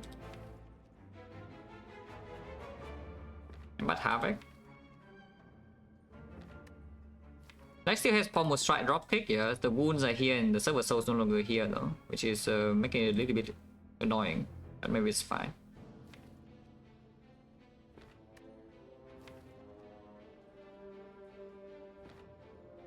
Don't need to uppercut. Double tap is uppercut. I think I'm going to save that for dropkick. Could see just putting a pommel on top, which maybe I will. I probably should just put pommel on top.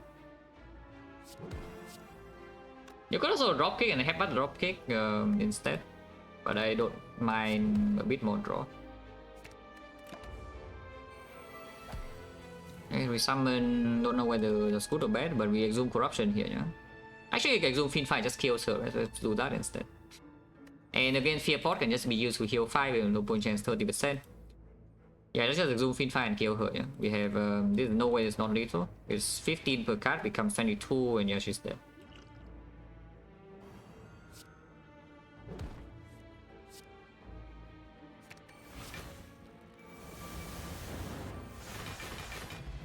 Ah, new potion at least, so we don't waste any Ornithopter healing at all, yeah? That's good.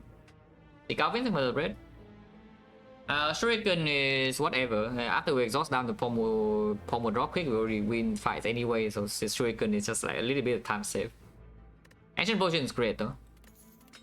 Like, that's the way for us to survive first cycle hard, even if we lose 50-50. A barricade, I mean, I did say I would pick a barricade, probably. It's before I see the pyramid. And maybe I have Force Energy and no pyramid. Now that I have a pyramid, is it still good? Because it seems a little bit suspicious, yeah? It's one more like Giga Hand Clock. And we have a pyramid now, so I don't need this anymore. And Transient, nobody cares. On the other hand, yes, there's a Corruption Sentinel. There's a Corruption Sentinel angle, and it's not just Corruption, yeah? We have Burning Pact and True Grit and Server Soul. Like, isn't this Sentinel just kind of good? Yeah, isn't this Sentinel just kind of good? It does break my draw in early turns, but this is anti-hand clock. It's quite good anti-hand clock and comes with block as well. Even Havoc, yeah, even Havoc. To be honest, Havoc click more for this, yeah, but, you know. Shield of the Gods. We just fought this guy, by the way. Like here. So yeah, very cool. And pack away something and still play Demon Form. Like headbutt or what? I don't mind having headbutt in hand too much though, but we have 2 more headbutts.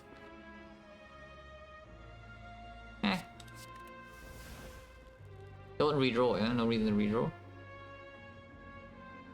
Then next turn dropkick is a little bit hard to play though. And it gains against shield, so changing in hand next turn is already not so easy. But if I dropkick in here and it changes to curse, well, I cry.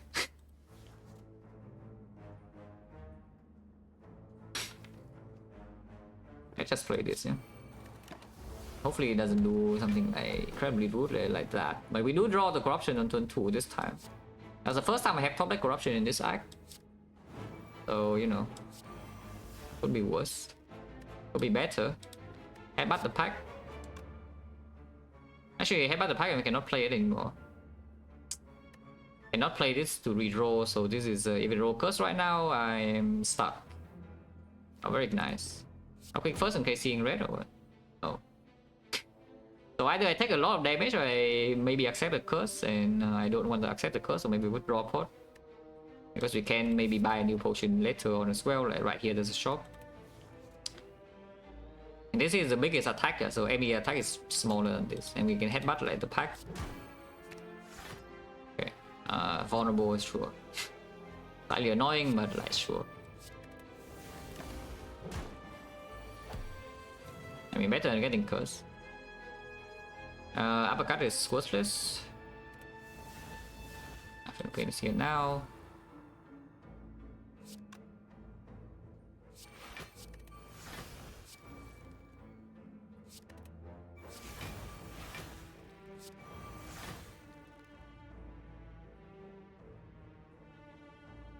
Next time Feed Fight just kills it, right? Because we have Ginger. I just do that. And I don't use this potion to heal 5. Yeah.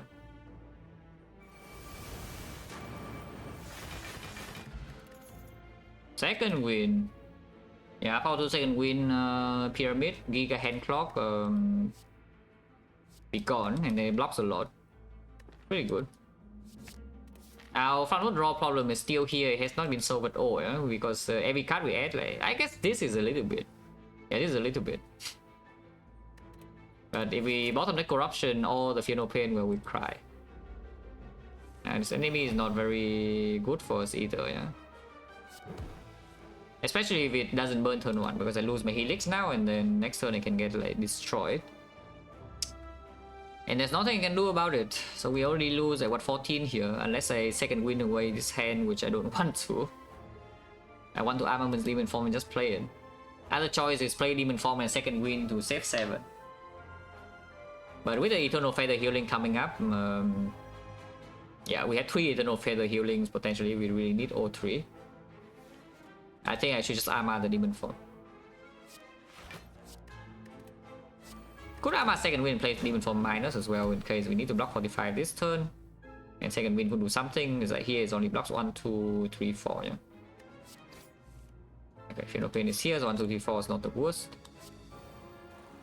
You're good thinking ahead to hope to find something else, but it is minus 5 block only though. Maybe it's fine. And also this comes with weakness. Yeah, this comes with weakness, which is pretty good too. Yeah, like not too bad. There's no point exhuming anything, so we just block. Suddenly only minus 3. I mean, that's not too bad.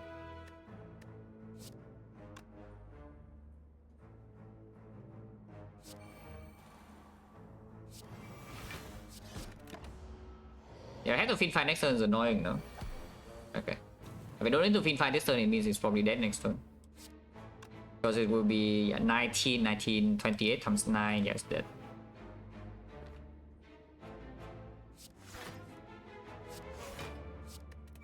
It's still vulnerable.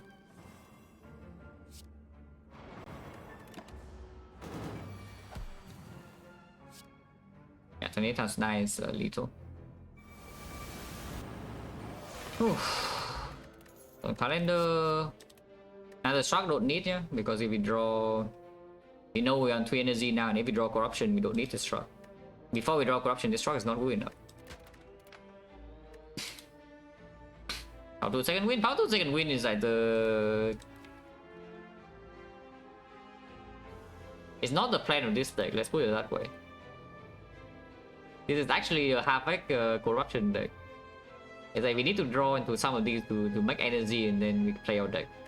But the main hero is like this thing. Until I got corruption, then I guess the main hero now is just the normal corruption. But the havoc is like very cool. Still strong, huh?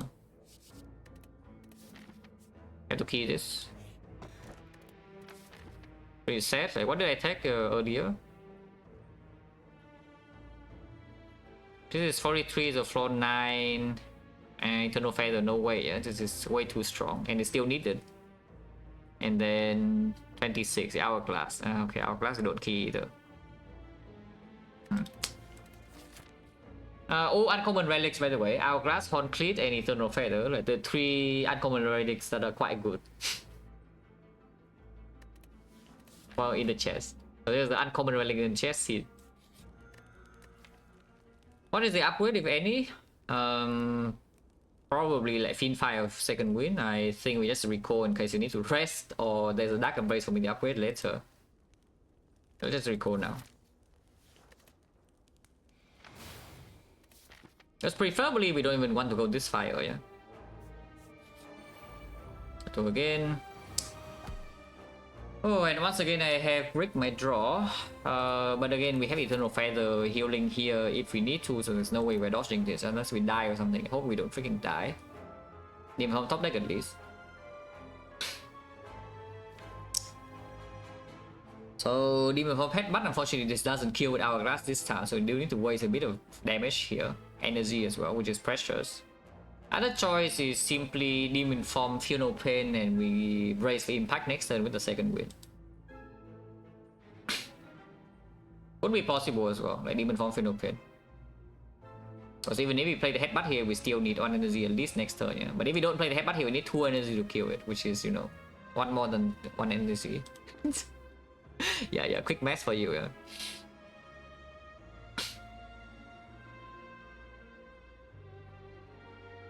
But yeah, it's probably still just Demon Form, Fear No Pain. And then take 9 damage, and next time we could die.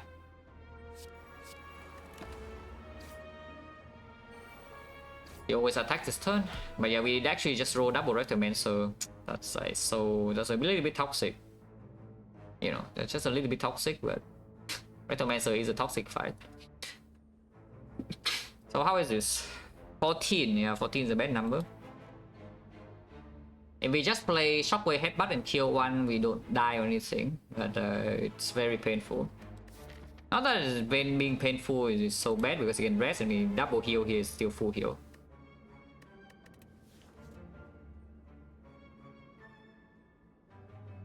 First message. No, not first message. Second message. Followed this 1 month ago. Yeah.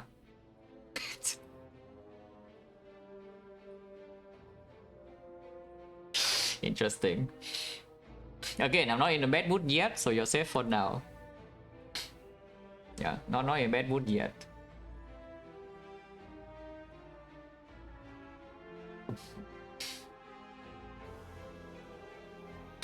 So what is this? Second wind blocks more than headbutt. It's just that I guess there's no, it's just that because we're still having Ginger, so with the headbutt next turn 19 hourglass, it does kill here.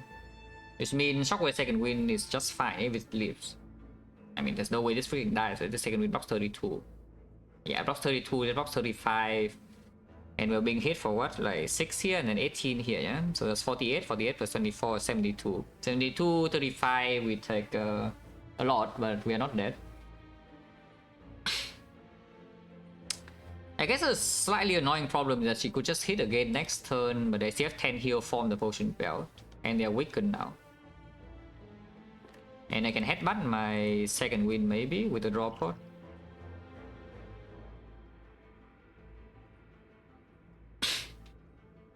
But yeah, Shockwave second win I think is pretty clear. Then we just take the hit. Yeah? This blocks 30, 35, we are facing 72, so I take 37, we go to 18.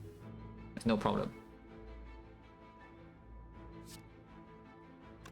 Yeah, Shockwave second win.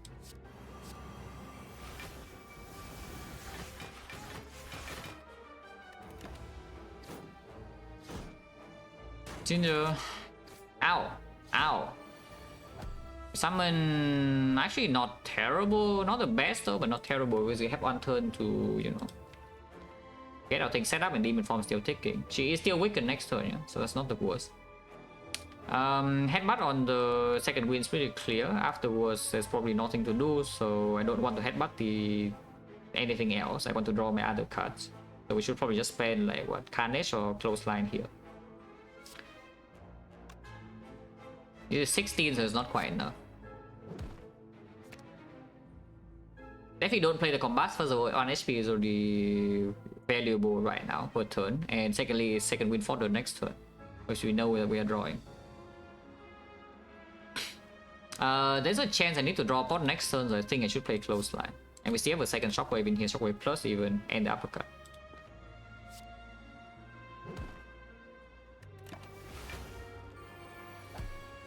Summon again, huh? That's fine. Next one she can never summon, her weakness is running out as well.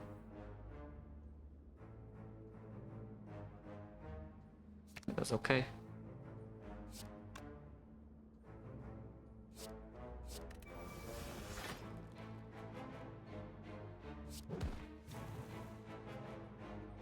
Double tap reckless charge and our deck is like full of daisies over.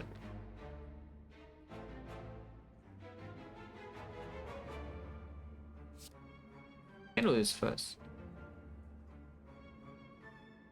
Yeah, probably spend one seeing red here, I suppose. I do want to play this. Double tap reckless charge, we can still do it next turn, but I lose on energy. That's probably fine. The Fiend of Pain 6 as well, we can just block this turn, yeah. Not a problem. Fiend Fire is still in here, so I don't want to have it. But Corruption is fine. Okay, that's not a problem.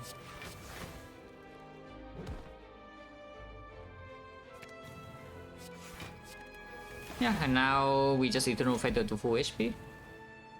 Again, zero problem whatsoever. There's nothing to set up yet, so we just kill now.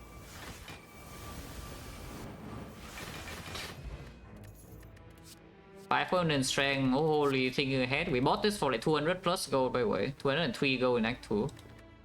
And here's one for free. Yeah, flex spot, not really. We keep these two, go here. No rarely threshold, but I want eternal feather healing now. Yeah, no rarely threshold is a bit bad. Oh. Ah, I see. That's not some rare relics, but we are still poor, yeah? Poor as hell even.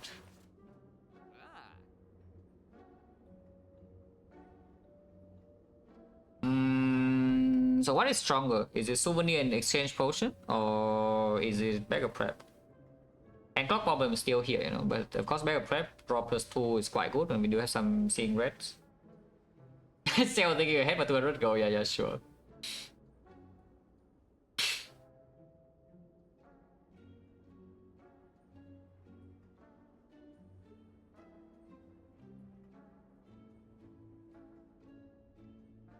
Yeah, with Bear Prairie we don't see... They can still remove. What if we just remove twice? How stupid is it to just remove twice? Because I have a feeling that's probably stronger than anything else here. Considering we even have the draw pot already. And if we remove here, we can still buy whatever is in neck for short, yeah? Common relic at least. Short relic, common relic. Not that we have any better common relic or short relic than these, though. Like, these are already the best ones. Kind of. They have like Frozen Eye or something, but is Frozen Eye even good? I guess it's okay. With the half egg, yeah, Frozen Eye is probably still fine. I just remove twice, eh? Draw my corruption faster and then we go. First remove close line probably. I would assume. Unless you tell me it's Thunderclap instead. Because close line is recurring weakness against the awakened one, but after the first phase, after we have exhausted down, we don't need the weakness. Because we block like a billion with the Abacus and now we even have the Nunchaku. Yeah, let's just remove, yeah?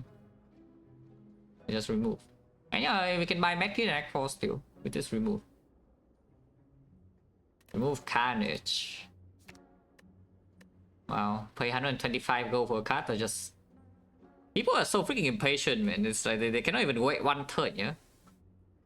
They cannot even wait for literally one turn for the card to just go away on its own. And they have to pay gold to remove it. Oh, freaking hell. House back wasn't removed too because we don't have energy. I only get hand clock, I have a drop pod.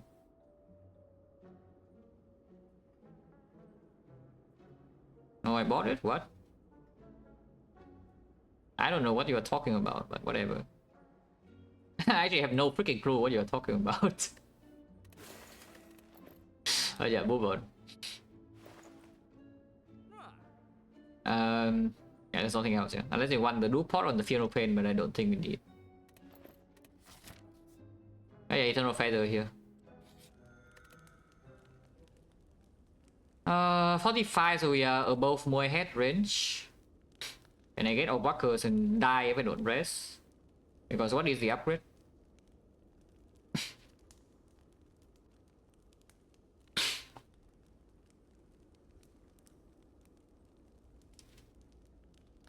Yeah, what is even the upgrade here? I would like to upgrade my corruption to be innate. Would be nice. Probably armaments, right? Armaments with like the several seeing rest in here, and even the double tap upgrade can still perform. The entrance upgrade can perform, the funeral pains upgrade can perform, hand is usually full. So yeah, probably armaments upgrade. It's just that how much do we heal from Eternal Feather? It's 21, right? So 21 rest 22 to plus 43, yeah?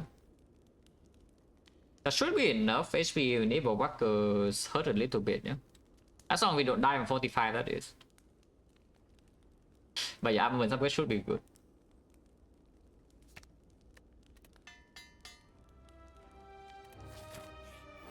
Ah, fine. But usually is okay. I say usually because, you know, you never know in this game. Pain, Shockwave, shrug it off, take no damage, we helix, and next draw we have the Eternal Feather again anyway. Fight is good, yeah, fight is good. I think. As long as you don't take damage, fight is good.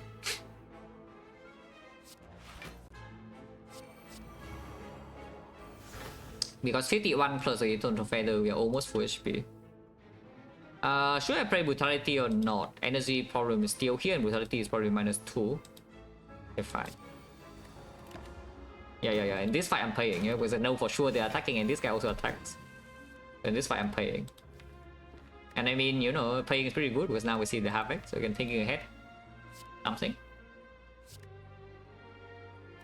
Havoc it. Headbutt the Havoc. Almost right into it. Boom. That is not very warm of the Havoc, yeah, but you know, sure. Yeah, okay, I didn't remember that. Even though I have been fire, they say another thing. Yeah, I just remember that, okay. Previously, my brain registered, yeah, is that, okay, I have feed fire in hand, so nothing can go wrong with the thing, but there's a second wind. Right, of course. It's fine, no? Corruption Sentinel? I mean, not corruption, but yeah, second Final Pain Sentinel. Yeah, it was here, and then we can suddenly feed fire this and kill it. Wait, why did I do that? Why did I just play my corruption? Because that is -1, no? I don't think it was even killing. I mean, yeah, it wasn't, but at least I should check. Yeah, it wasn't killing. That's fine. Yeah, -1 more, but that's fine. This turn it dies. No more reason to stay here. Holy infinite.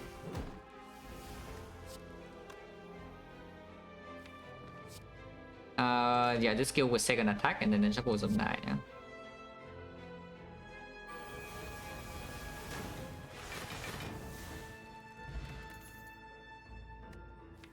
I guess the fight was nothing because I'm not taking any of these. It's fine though. It's some gold. Yeah, some gold, and Chaku is on 9 now. But these guys are not it, yeah. We'll take branch here. Hard to say. Really hard to say actually, because I think in the real deck, after I play corruption, I already can get the fight under control. Yeah? And then the damage without the corruption, of course, we still have the second win and the feed fight to roll.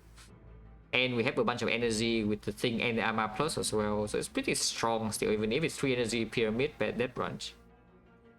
But the corruption is not the selling point for the branch here. So it's a bit weird. That's no good. We already get hand clock like crazy, you know, like this, and we even have a real chance. It's like we have a trance, we have the burning pack, we have even freaking brutality here, the, you know, and pommel strike plus. And we already get a kind of hand clock. Huh? Let's say if you're currently getting hand clock, this doesn't help. If you're not getting hand clock, this helps. And right now, before we draw our corruption, we are probably getting hand clocked. And even if we do not get hand clock and we like second win away a whole hand and turn after we have no cards, we can still draw a pot one time. That's the thing. Probably not. Probably skip.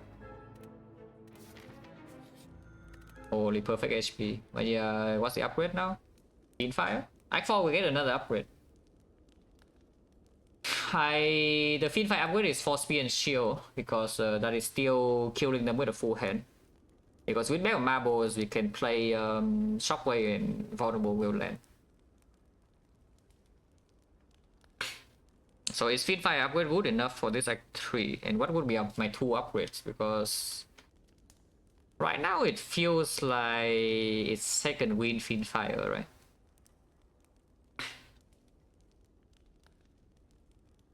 Too slow. I mean, I literally pick. What did we pick? What did I pick over the barricade? I picked something over the barricade. Yeah, freaking Sentinel. And if I pick a Sentinel minus over the barricade, it means I don't think it's good. Yeah? And it's not even about being too slow. It's mainly being about we have the pyramid already. So like, and without second win, I guess this second win now is a bit better. Yeah, with the second win now, it would be a bit better. But before that, like, if we overblock, it already means we have drawn into corruption, and if we draw corruption with the pyramid with this deck, we don't need the barricade block at all. But now that we have a second win, yes, the barricade could be something. Oh, it doesn't show up again though. So yeah. I'm just talking, don't worry. If I know Fit5 will be green. It's just that my two upgrades will be Fit5 and second win, yeah, from this point. So the question is just like, what do I back first? Because Act 4 we always get to upgrade with the Eternal Fighter. And what is stronger inside Act 3? What is the threat? Because I think after we exhaust down, there's no real threat, right? There's no threat in any fight. In Act 3 at least. After we have exhausted down. And the Fit5 upgrade, does it do anything important before that? Could be something that kills Donut and Deca, like to kill the first one. Would one shot time eater maybe? Because yes, with the demon form, let's say we top deck demon form, we do have Ginger as well, so the Fin5 could be pretty potent. And the second win upgrade with double Final Pain doesn't matter too much, yeah? It still matters. It's just Fin5 is just in... Yeah, Fin5 upgrade only matters after we have played demon form, because otherwise the upgrade doesn't... Even at the upgraded version, it's only 135 reach, so it's not nearly enough to do anything in the second fight. In the first fight, we of course don't need the Fin5 plus. Yeah, and then we are like 2 damage off from killing Cultists and lose my Helix, and I get hit in the face and die. Probably second win first. Yeah, probably second win first, and then we do the Fin5 in Act 4.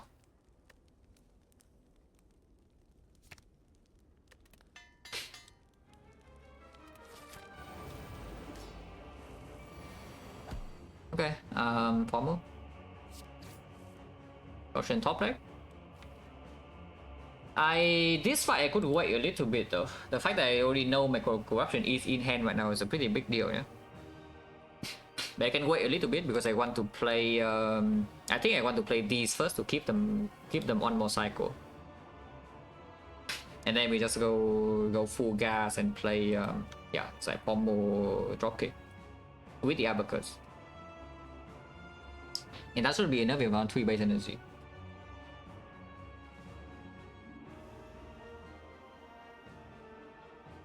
So dropkick first, or what? This turn we already don't need corruption energy either, yeah. In fact, maybe I don't even play the dropkick, because then we can arm next hand. Because I just played the shockwave plus and end turn for 2 energy. Upgrading dropkick doesn't matter though. Yeah, this dropkick upgrade doesn't matter. Maybe I get shuriken now. Okay, not quite. You can protect the Helix though if you want to. By doing like Aman to power through. But probably not, right? Let's just let the Helix get hit, yeah. In fact, you can even play second shockwave right now, but there's also no point. I mean, there is a point if we're not playing corruption next turn yet, which maybe is true. Sure. And I don't need the shockwave for the second half of this fight at all, yeah? So I just double play it right now to debuff it forever. Okay, power 2 second win is here, but if we do that, yeah, corruption is not in play, and then I guess you can exhume corruption still. But it could be a little bit annoying. On the other hand, I can simply do something like power 2 entrench, which is just totally fine. It overdraws by 1. Keeping C in red here is mainly just to play demon form, nothing else. We do have Sentinel and Exhume, so probably just make hand space. And play corruption now if you want to. This is blocking enough. That does mean that yeah, I don't get to do an extra pack, but how many cards do I even have? I have Feedfire too. It probably just good to play this now. Yeah. I wait for 1 turn, but now we should not vote energy anymore. Especially when we already know the multi-hit is there.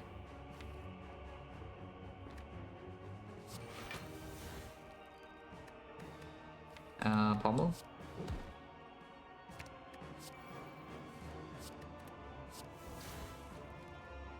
Option Sentinel, Shield of the Gods.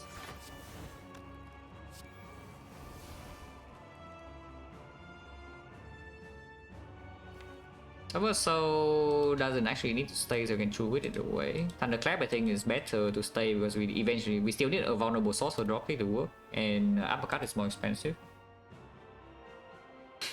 So I could see druiding away the Silver Soul and playing Demon form. Also just second win this hand as well.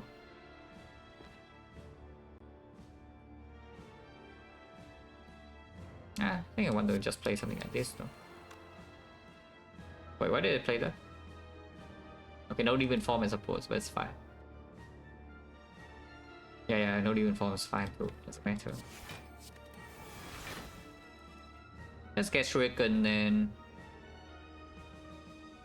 Yeah, let's just get Shuriken. And keep the Thunderclap. We don't need demon form in this fight. Yeah, now you can just do a Fiend Fire if you want to.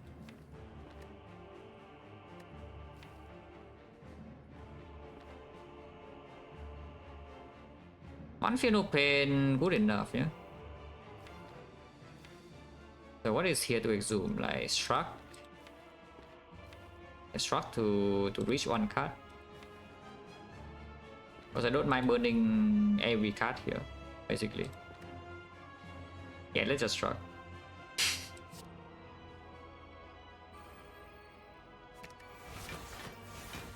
Okay, thinking ahead so you can even keep the something if you want to, but there's no need to keep anything. You could keep the... You could headbutt like almost try a drop kick. First of all to kill this immediately, and secondly to guarantee that next turn you don't brick. Which I guess is fine. Keeping one extra headbutt in the deck doesn't really brick anything yet. We have the pyramid, so we have more than enough. Okay, so let's just headbutt the pommel. Then you can second win this whole thing, so I think I will.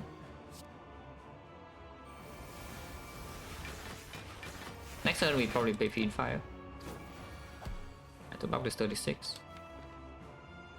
Double tap doesn't need to be kept, so we can just double tap the pommel. Double tap pommel. I guess it's okay.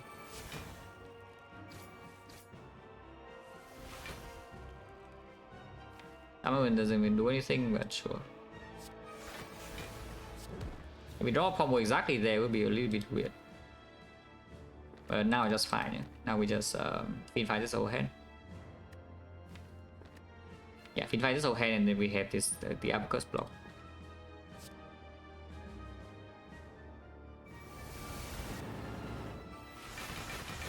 Yeah, I don't need demon form. If we bottom deck exactly the pommel, it would be slightly annoying, but still can full block this. But yeah, otherwise you can see like how much we block even with 3 energy. Yeah?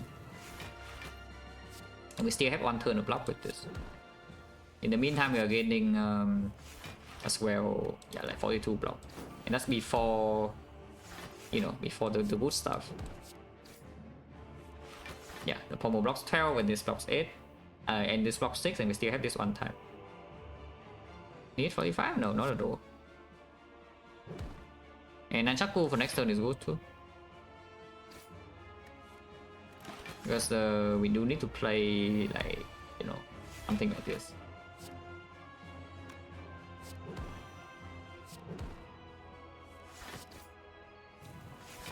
Yeah, it's maybe full block easily. And here we only full block, so I just extend vulnerable. yeah, calendar try its best. But yeah, the fight is already done. Yeah, there's no way we can actually take damage from here. This blocks way too much. And we also have strength and steel permafon.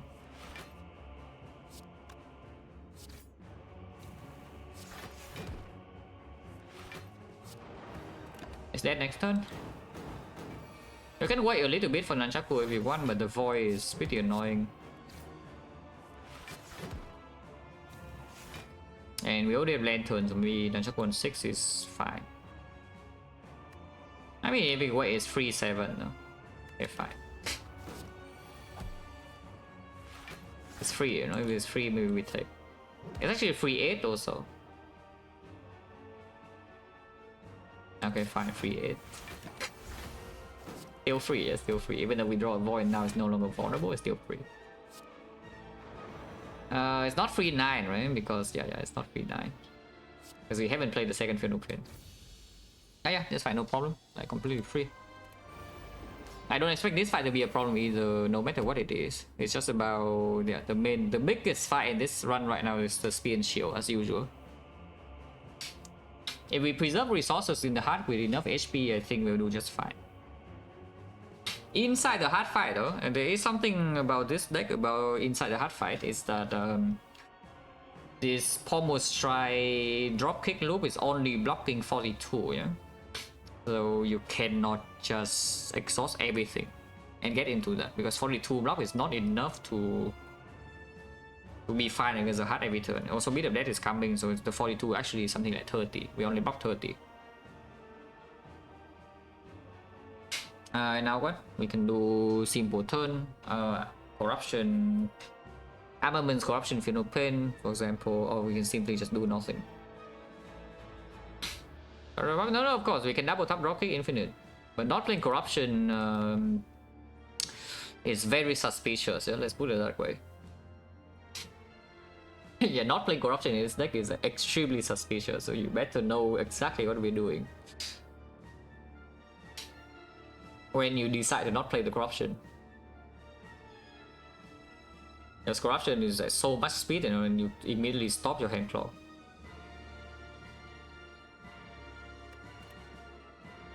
But it's not too complicated. You can also just save a little bit of block, like just now we save the entrench and the power through, yeah, which full blocks on turn. And then the single big hit, then the uppercut blocks enough. Off turn we never take Beat of Death, and the multi hit you save. You use your block to save up one time, and you know it's fine. It doesn't survive for that long. If it's permavon and we get strength shuriken with pommel dropkick.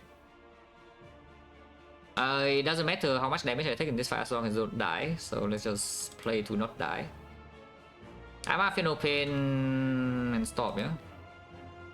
Yeah, I'm a final pain and stop. With double sync red in hand, don't need to play corruption yet. Because if you see like burning pack or something, I would like to play that and shuffle it in.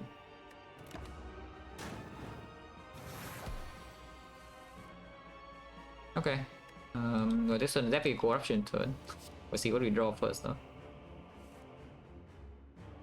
Carnage is gone. You can exhaust Carnage for fun though with the thing. I mean, not for fun, it's for damage as well, a bit of damage.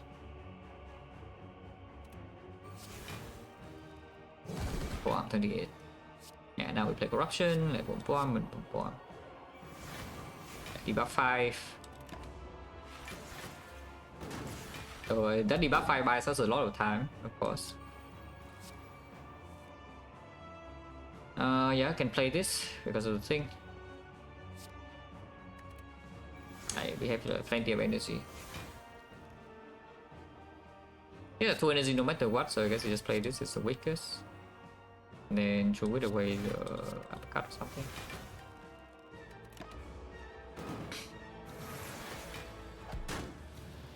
But like we draw like this and spear and shield, this is probably fine. This blocks a lot.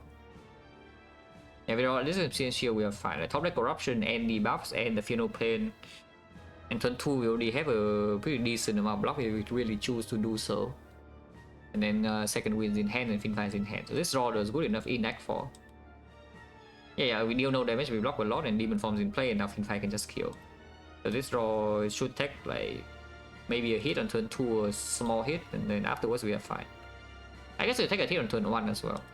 So you lose around maybe 25 HP or so, and then you heal plus 10, plus 6. Not too bad. Now what? Probably just start with this. I don't want to double up pommel, and energy problem right now is at none, so maybe just do this immediately then.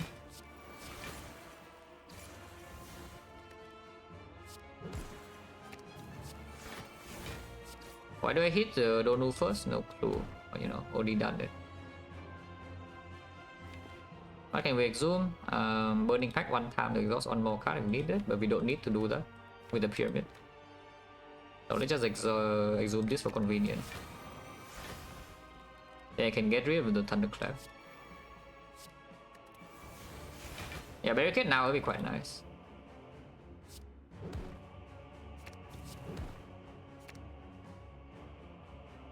Can play this, yeah? Again, HP loss doesn't matter here.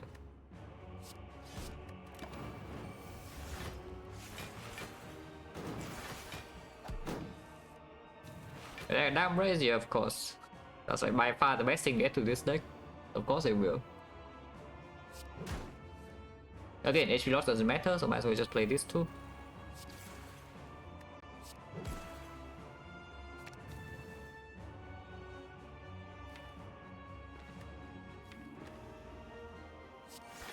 There's no reason to spend this block, so I just won't.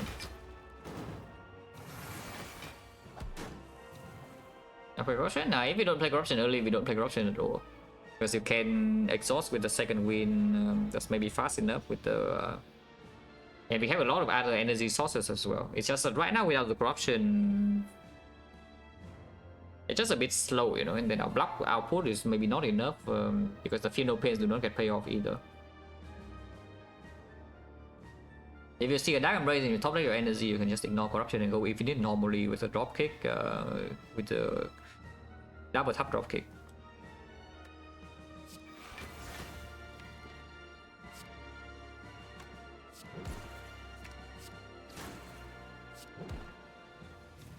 Is he vulnerable? Actually, no, we don't. Okay, crap. I don't have vulnerable anymore, so we do need to actually kill this, yeah?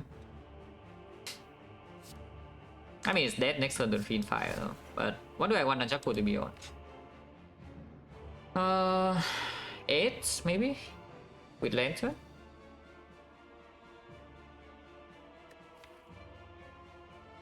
Probably still 9 though, because the uppercut is actually... uppercut or thunderclap both are fine to just play in that fight as well. Strip the second layer artifact and shockwave can then, and we can use energy. So probably 9 is still good. Yeah? 9 should still be good.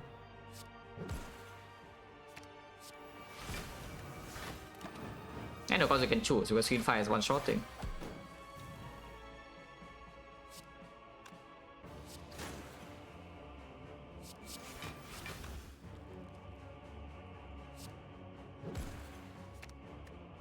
Okay, their calendar.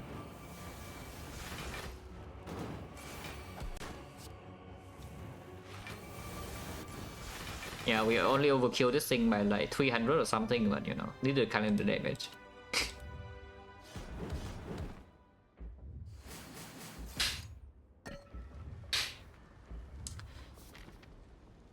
Well, yeah, maximum output of course is more than good enough. It's just that we can brick and die instantly, and we don't have like Giga Insurance against Spear and Shield all the hard fight. So it's scary. It's an Nightfall with risk. It's scary. Here's a thing that, you know, mitigates the risk by a lot, but it comes with -1 remove.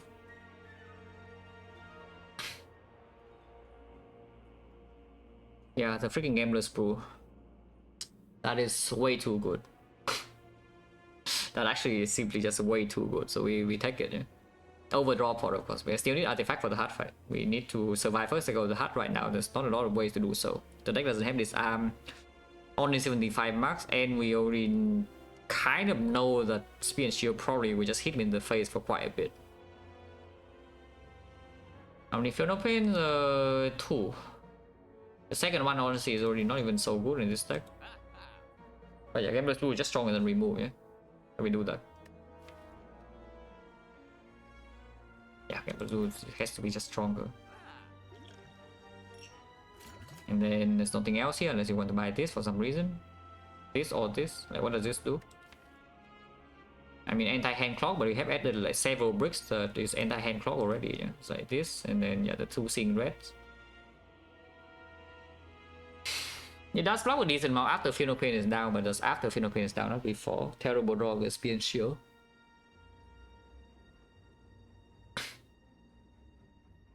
But it is, yeah, again, 0 cost hand clear.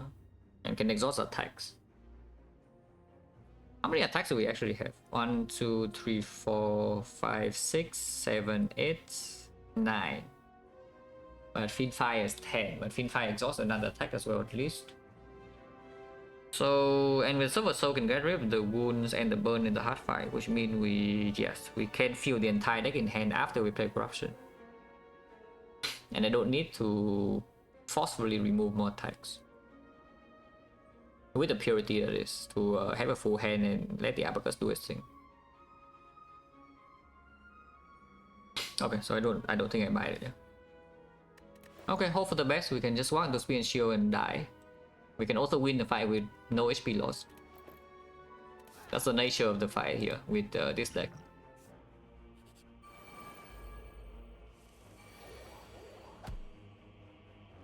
Transfers. Okay, not a horrendous turn 1, but you never know what's coming on turn 2. Losing 6 right now is not so awful. Also here you can see the uppercut, you can play already. You can play your demon form right now.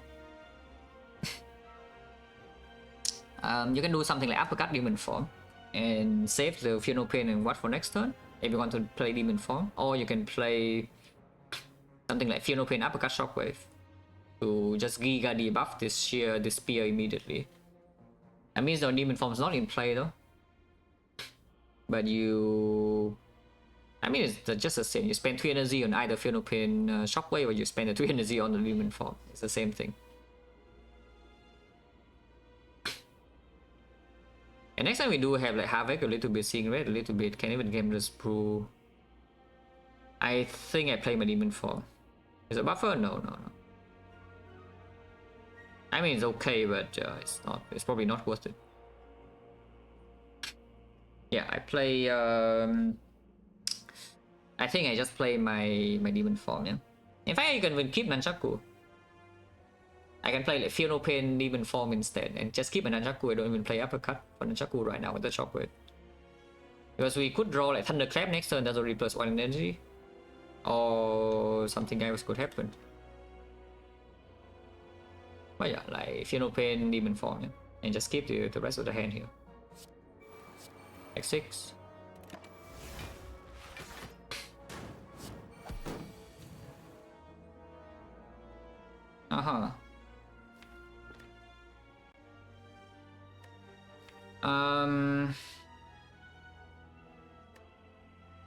Not the worst thing I have ever seen, also not the best thing.